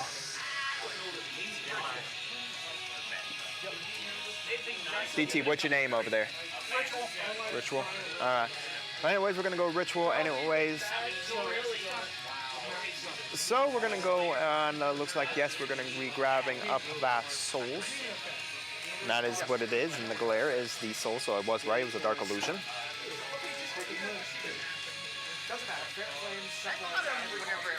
So then the Souls is in with the other trigger here. I gotta apologize for anyone watching or anyone watching afterwards about the glare. I probably need to find a way to get my the newer camera here. So then, okay, here we go for Souls. That's going to then allow him to special summon. I think he needs to send the Dark Magician, so that's going to send an illusion. The second illusion he has, the special summon the Souls. That's like the only Dark Magician he actually has. And illusion does act itself as a Dark Magician for any such card effects like Magicians of Souls.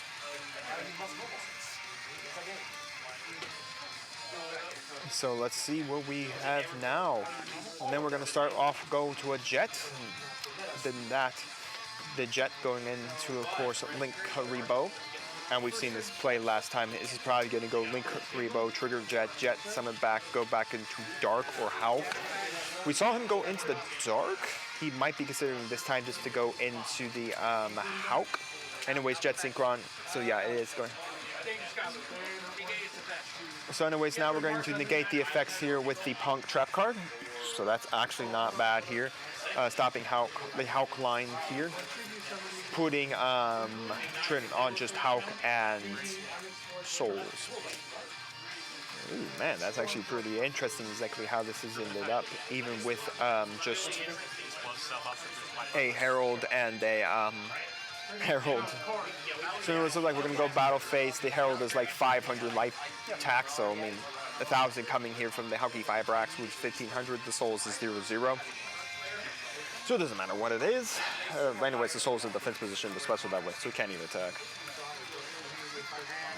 So here we go for the draw. 𝐒𝐓𝐃 does get to activate its effect here. Ooh, question is, does he actually have anything he can use? No, nothing at all. Just a pass. 𝐒𝐃, I believe it's on Link Summon. Yeah, 𝐒𝐃 only triggers effect on Link Summon, but it can still, but now it can't actually go into, it's on your opponent's turn. So here we go for Child Slime. Child Slime pitching itself to get the Incantation Ritual card here so that we can begin the Ritual Summoning. And then Candle, well no, it pitches out to get the Summon Incantation Candle to get the Incantation Ritual spell. And then, so we'll kind of have to see, but I think this duel may be going up to Trenton. So anyways, the Incantation Inception is going to then trigger here. So we went for a draw. Inception, of course, sending the Candle to the graveyard. Then that's going to summon Talismandra to add a ritual monster to his hand. So it looks like, I believe, I don't know if that's Barbados or Doombroker or what it was, but.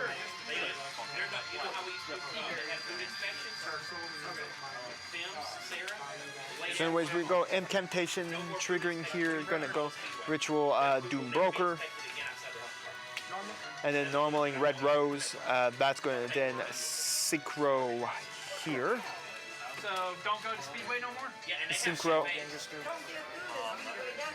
Synchro, and then that's going to go into Herald of Arclight, which is now in the gate, and then Red Rose Dragon to get our Rocks Rose Dragon. So it's going to be kind of interesting where this is going to go. So then that's going to get the shoots, and then we're going to set the Libromancer intervention here, thanks to the Doom Broker.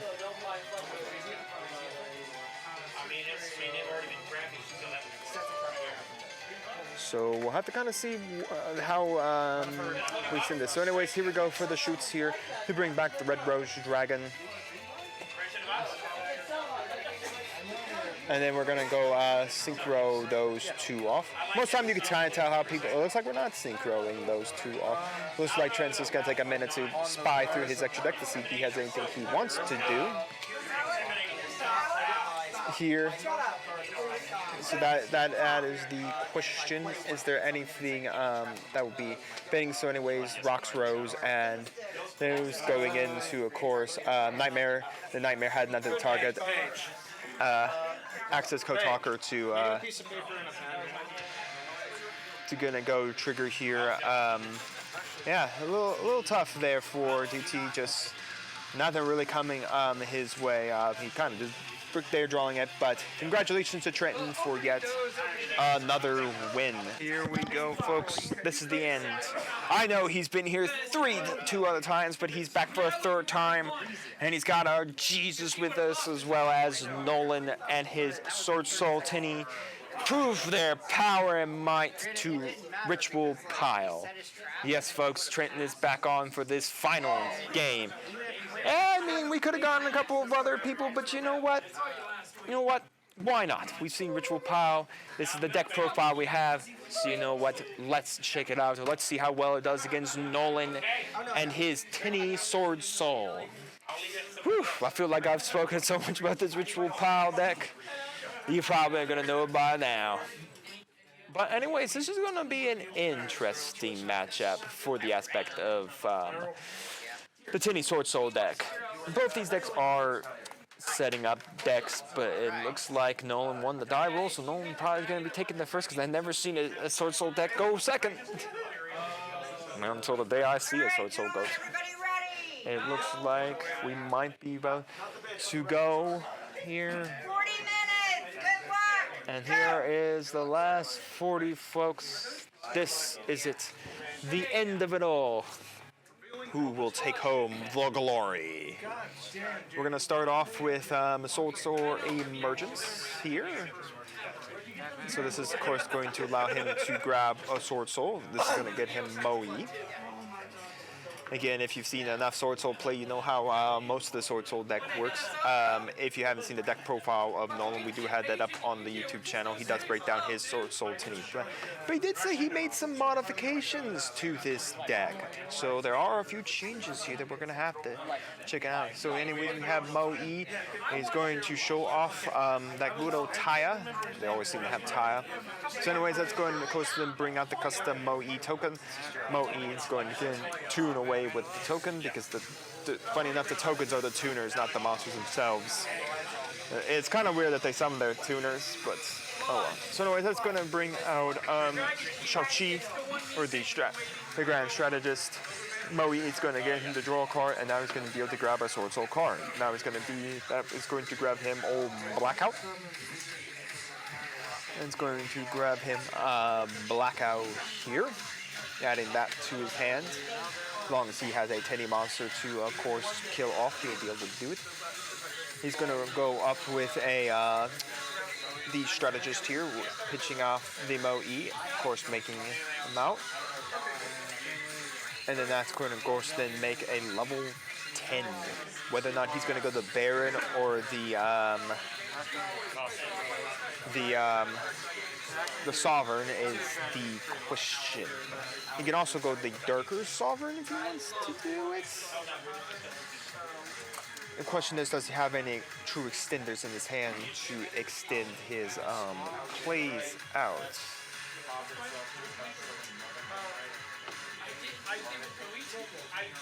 So we'll have to kind of see how this is going to wrap up for him. So I'm trying to think kind of how all this goes. I'm trying to think of what level 10. He could go the Baron and set up a Baron play, but I'm not sure. So he's going to make the other one. I've yet to learn this one name because he's not actually in Master Duel as of yet. So I'm going to go grab him. So let's grab the Sword Souls. It looks like he's going to grab. It looks like he summoned out the Senator, Sword Soul Senator Sovereign, Quishin Longyun. How the heck can you say that?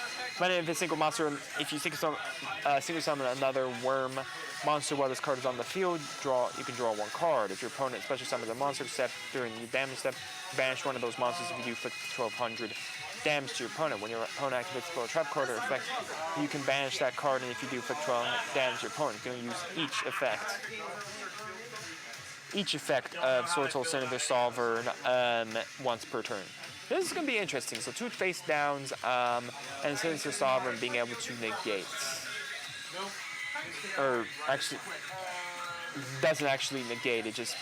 So it looks like we're going to trigger, of course, a Forbidden Droplets here, pitching another card. I believe it's a monster there to stop any monster effects from triggering, specifically stopping the Sinister Sovereign from triggering his effects. So anyways, 2 cards. Rite of Amasir, of course, is going to resolve here. Rite of Amasir does not have to be face up on the field to resolve its effects. Now, both those targets are half points, and both their effects are now negated as well, thanks to Forbidden Droplets. Very strong there, play there. But we'll have to kind of see what the 2 face down Nolan has here, and if he can get through. So anyways, as of right now, the Faithful Adventurer can still search out anything else he needs. And then Draco back. So anyways, we're going to reveal the Libromancer Fire by revealing the Dark Illusion from his hands, special summoning that. And then it looks like we're going to have Blackout. This looks like he's going to pop off the token and the Faithful Adventure here with the Blackout. And then Heavenly Dragon Circle is going to chain to that, tributing the... and then, of course, Blackout then gets to resolve here. And again, then the Dragon Circle allows him to add a Worm-type monster to his hand, so he's going to add the Strategist here to his hand. But anyways, Libromancer Fire will be able to resolve his effect here on a new chain. Now, all those chains have... actually, no, it would have resolved on the Blackout. The Blackout was it was the last part of the Blackout when Blackout chained to it. So that's going to grab Geek Boy. Geek Boy, of course, then going to show again the Dark Illusion. It's going to then summon itself, and it's going to add the field spell here so that it can trigger. I believe he grabbed it. Well, I was, looking away. I mean, it's the only card he can really grab, unless he's going to grab. But no, you normally would go for the field spell to grab the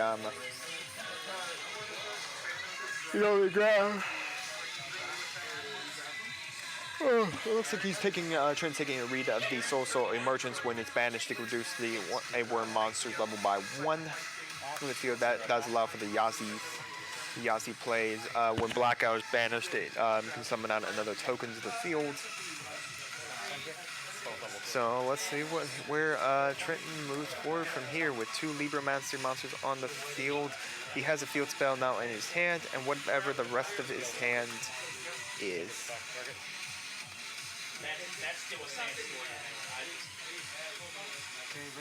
I'm trying to think exactly I'm not sure what monster he pitched out. Pitched out there. I've got 1, 2, 3, 4, 6 protections. It looks like, yep, we're going to start the field spell for Libromancer. That's going to allow him to get the Doombroker. And there's the Doombroker going to his hand. Again, the Sinister Sovereign is half its attack and half its defense. Can't use its effect. Actually, no, it's not the Doombroker. It's the last of the... it's the one of he plays for the Libromancers. It's very interesting as Nolan takes a read there of course, Takes a read there of our one and only friend, Mr. Forbidden Duropolis. Yes, Nolan, it is a very good card. No wonder it's so very expensive and short-printed and everything it comes out in. Because Konami doesn't care for its player base. So it looks like we're going to trigger the illusion here to get the souls and put those both in the hand. The soul is then going to probably reveal itself, and then that will probably pitch. And then any card can go on the top of the deck per the effect of illusion adding. No, the effect of souls. No, the effect of illusion adding the souls. And then soul's coming down here, pitching the other illusion to the graveyard to allow it to special summon itself to the field. So now we have 3 different Libromancers on the field, and the and souls, and we know for a fact one card. We know one card went to the top of his deck, and he has one random card in his hand, whether or not. So anyways, he's going to send the field spell to draw 1. Not sure what he drew. Is it going to help him out? So it looks like Trent believes he has the game here, but it looks like he's struggling to try to find the line of play to really get there. He did recommend that people need to kind of, play, test hands, test things out, see the lines of play and all of that.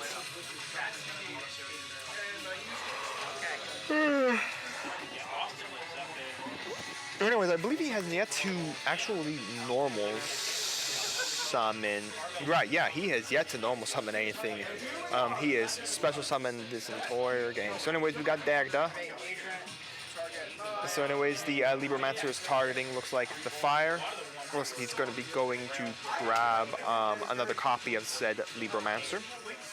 I believe he went to grab another fire. I'm pretty sure all of the Libromancers are hard ones per turn, as I send card back to his hand. I believe he said, I'm not actually sure what he. So it looks like we have pre-preparations of rights. No, I think what he grabbed was actually the spell card. So prep is going to show off the Chalice Line. Chalice Line and something else have to be pitched out. So it looks like the fire. It looks like the fire he added got pitched out. That's going to make Candle to get the Incantation Ritual card. And then of course he's going to probably. So now here's the normal summon. And it looks like we're just gonna we're scooping it up from there. No one can see the writing on the wall. It is not his game here as he starts triggering down, conga lining himself down, everything here for everything he needs. I was probably gonna be no TK on Nolan, or basically no way for him to play out of it in any way possibility. Apologies. I'm a little tired. Well, it is 9 o'clock. Even though it's late, we still gotta have all the fun today. As our players are now moving to siding. Now it's very interesting, the aspect of how exactly these two players are gonna go for the sides here. Nolan is gonna take the first. There's no reason he would not. We've seen what Trent in the last 2 games has done with going for his ritual pile deck, being able to seeing what he can set up as a board presence and all of that.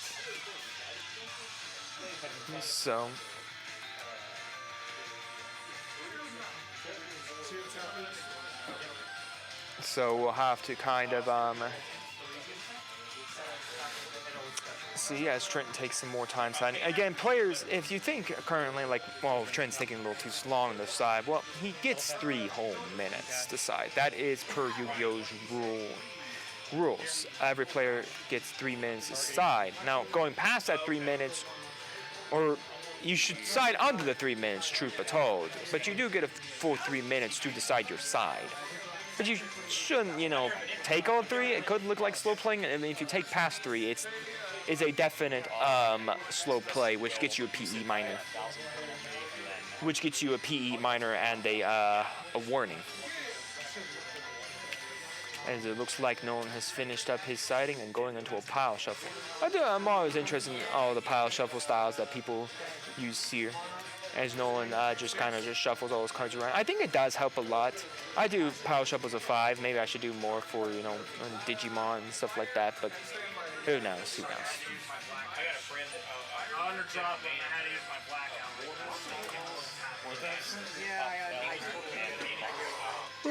As we looks like Trenton might be finishing it up here. I believe he's just picking at the last of the cards he wants to either keep in the side or keep for the deck. You know, all of that stuff that's highly important. I believe all his cards that he believes he doesn't need for the current moment in time. I remember the Amazing Joe's I wore like a button down, something, not a suit, but like a nice coat like teaching.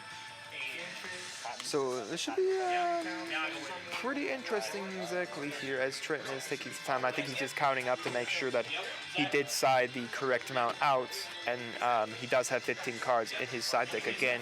If he doesn't have...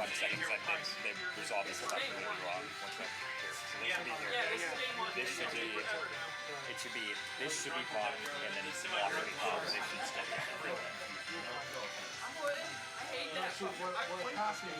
Okay, so it looks like we're finishing up here all the siding.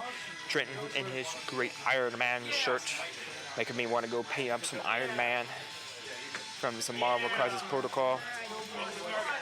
All that. But anyways, let's see how well we... But anyways, let's see where this all gets to go. So I'm going to start with an Asha going out to make a monk of the Tenny. Of course, then that will be able to trigger all of the things. Vashuda coming down next. Well, both Asha and Vashuda in there. Asha is going to banish itself to special summon out a Tenny monster from the deck. Again, all of the effects to special summon themselves, and then these effects that they can trigger from the graveyard, you must have a non-effect monster present on the field to do so. But anyways, sorry, I was just talking to Paul about getting the prize and all set up. So anyways, we're going to, of course, get in. It looks like we're not going to be able to trigger the strategist.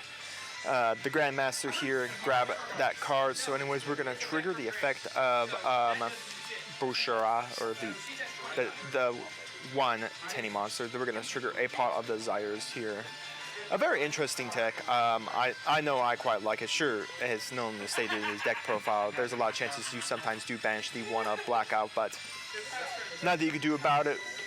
You do need to get that 10. Any response? No response.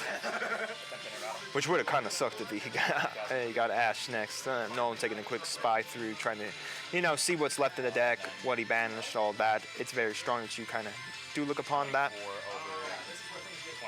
You don't, you do definitely want to make sure to know what's left in your deck for targeting effects, as a lot of the Sword Souls will do a bunch of targeting-based effects. So I'll have to figure out where exactly we go next. But anyways, Long Yon, here comes Long Yon and sending out the Asha. Very good thing he got that back. His hand that then triggers to allow to summon the token that all triggers in hand. When it comes down to summon, then it summons out the token, the cost. It's all literally on itself here. Now it's going to go into making the level 10. If he's going to make the Senator Sovereign, the Sovereign, or Baron. So yes, it looks like we're going to go to Senator Sovereign yet again, and then we're going to burn Trenton for the 1200 per Long Yon. However the heck you say these names. I think they're all Chinese based. But anyways, that leaves the banishing ability of that. And now we're going to flip up the good old anti-spell fragrance. Good against a deck that definitely has a lot of spell cards. So, got to figure out a way to get through that. Now, yeah, because the field spells all need to be face up on the field for them to resolve. That does put a pretty penny on the Libromancer core. So anyways, it looks like we're going to imperm the Sinister Sovereign, and then we're going to Tally. monster from my deck. Oh, I guess we're chaining. Okay, so we're chaining all in the spot. Okay. Chain link 1, 2, 3. Okay, I was trying to figure that out, but then I realized, right, they're gonna go for the chain here. So anyways, before anti-spell fragrance fully resolves, chain link to the imperm, and then chain link 3 to activate the 𝐒𝐍𝐉𝐻𝐿. And then Ash for the 𝐒𝐍𝐿. You gotta love when.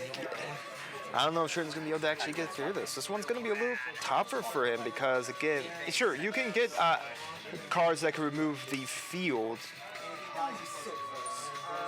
but the problem of that is just the aspect of it, of how it all interacts. So, I know. so it looks like we're gonna get a single draw here. I'm trying to think. I mean, all the tinnies in the graveyard do get to work. The shoot is going to then cycle back, and then we're going to hit with the Sinister Sovereign once more with a thing. We're gonna normal summon the Ecclesia. Ecclesia triggered to go into any one of the Sword Soul. That's gonna go into a Taya. And then Taya is going to be able to then banish anything it needs from the field, any worm monster from the field, summon a token, and then it's going to be able to make whatever it wants to make from the field. And yep, that is the game right there from the Strategist, the Taya, and the Sinister Sovereign.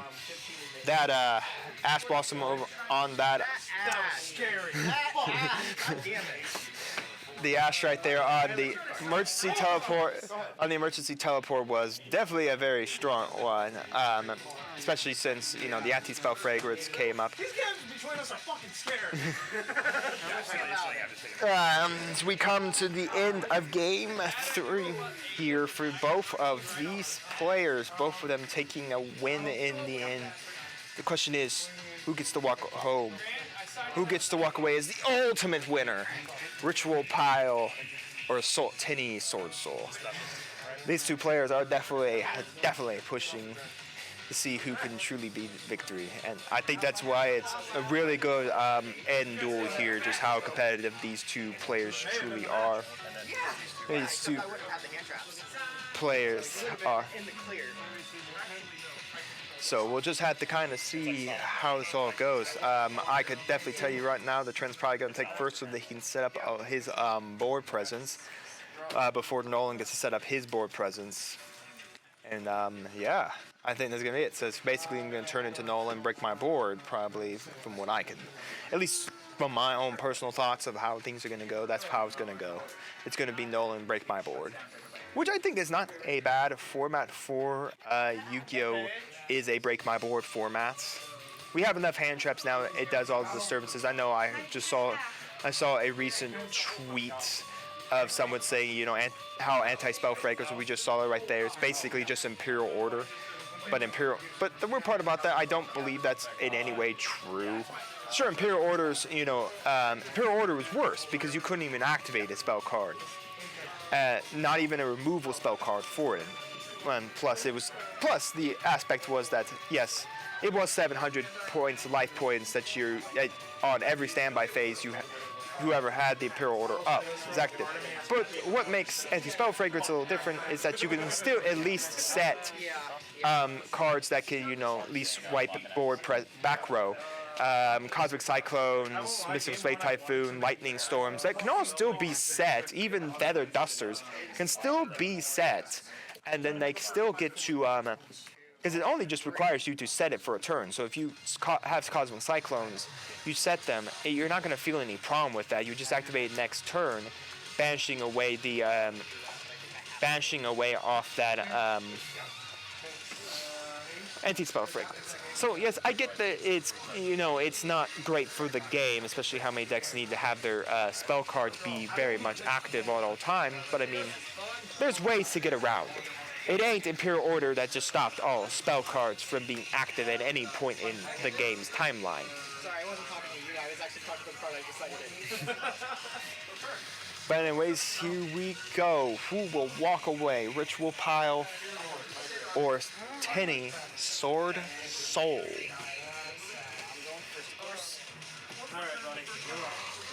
Here we go.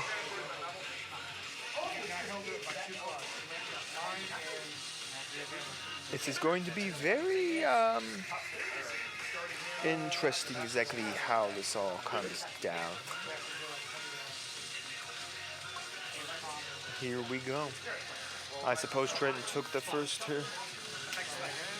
So anyways, here we go with Souls. Souls triggering the effect. It's going to pitch out the Dark Illusion to special summon itself to the field.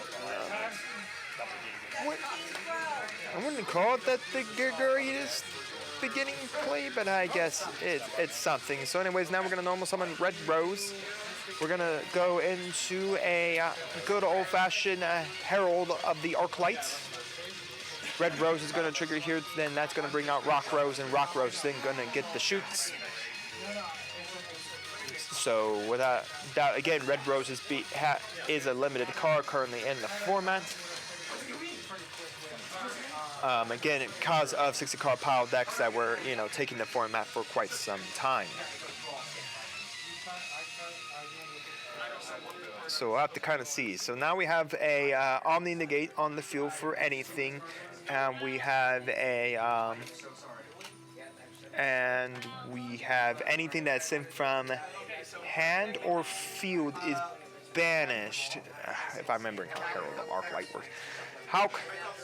And we have an Ash Blossom getting pitched. Now we're gonna see. So anyways, the Herald is going to trigger here to negate the Ash Blossom, and not mentioning that now that the Herald's in the graveyard, the Herald gets to add a ritual monster to the hand. Now we have, of course, Jet. The question is, where does he go from the Jet to the Hulk? I mean, no, this is gonna go. No, he's got to go into Dagda. No, now I know. No, he's gonna go into Link-Kuriboh into Dagda.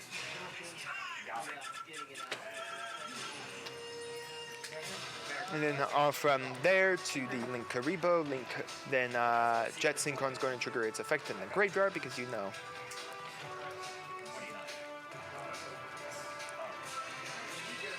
all that fun.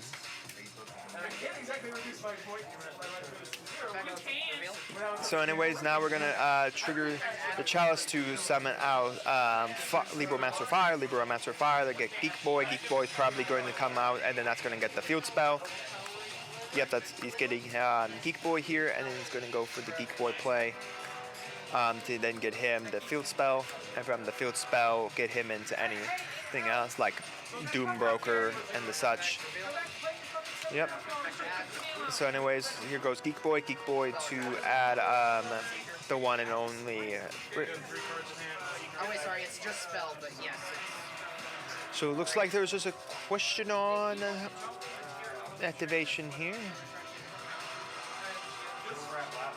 So it looks like nope, there is no response to or it looks like maybe we haven't decided on a response on Geek Boy just yet. I think Nolan right there is kind of planning out probably some of Trenton's play lines to figure them out, but it looks like no response. Geek Boy going in to grab itself the field spell. So anyways, Libromancer emerges. So Libromancer, whatever the field spell states. Anyways, it's just gonna get him into Doom Broker. Most of the time, that's what we've seen the field spell grow for, is just to grab the Doom Broker.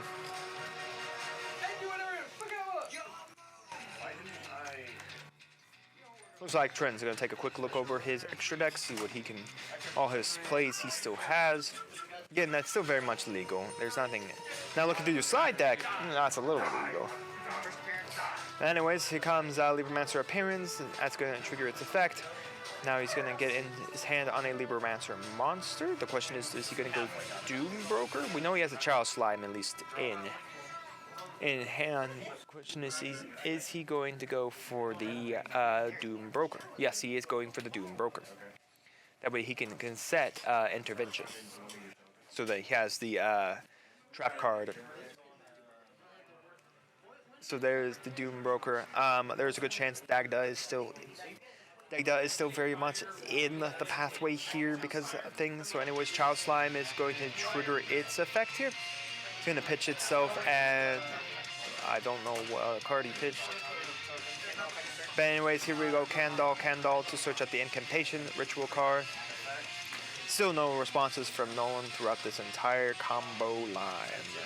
Combo! Where's the combo breaker at? Oh wait, this ain't a fighting game. We tried the combo break with an Ash Blossom. Alright, now we have out the 𝐑𝐏. So Jet Synchron's coming on out. We got a board presence here. Incantation is triggering here, sending the 𝐑𝐏. Talismandra is coming on out to the field. Talismandra is now going to let him add a ritual monster to his hand. That was Barbado, just so you all know. He's not going to be, he's already got the soul, he already has souls here, so there's no reason for him to grab the Dark Illusion, since the only target in the entire deck for Dark Illusion is souls. And since he only has one soul. Inception here, Barbados is coming on down. Barbados is going to go get the Magic Key Field Spell. No responses still. Anyways, Magic Key World is now put into back into my hand as we build quite a board presence over here on Trenton's side. Link Karibo, Barbado. So anyways, Barbado is going to start going for a, I bet this is going to be a synchro play. Barbado is a 4, is Fire a 4 or is Fire a 3? It looks like, no, it looks like Barbado and Fire are not going to be going. Looks like Trent's taking a minute here to think if he wants to do something. Flip it up, flip the gear. You can flip it. If you have it, flip it now. I'll go to the next one. Okay, let's go to the next one. Alright, then it looks like we are going to go synchroing the Barbado and the Libromancer Fire for the Chaos Dragon. It looks like Chaos Dragon is going to get hit with an Imperm. Here, Chaos Dragon cannot mill, Jet Synchron getting banished there for its effect. Hot Red, Archfiend coming out. Now those two are going to go into, of course, the one and only Dagda. So that now begins the Scythe-locked era. Ooh, we gotta think how you're gonna get through this. I'm trying to even think. Like, we have a 𝐿𝐾𝐒 Firebrax, which on your opponent's turn is gonna go into Wonder TG Magician. Dagda is gonna trigger to set the it's gonna set the Scythe.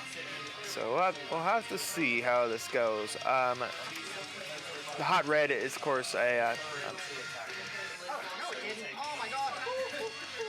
looks like Trenton's got something here. Oh, the Chaos Dragon's ability to actually, totally forgot, right. Chaos Dragon's ability to banish a Light and Darker to get the special summon itself to the field.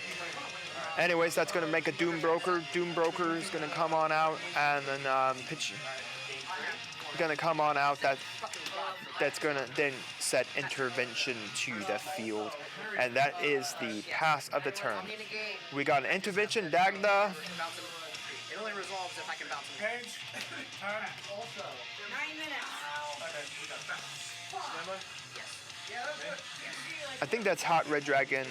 Yes, it's Hot Red Dragon, Archfiend, Abyss. Yeah, Archfiend Abyss. Main quick effect, you can target one face-up card your opponent controls, negates effects till the end of the turn. When this card affects battle damage your opponent, you can target one tuner in your grave special summon in defense position.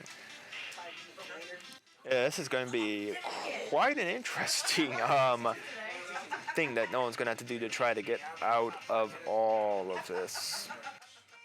So here we go for Emergence.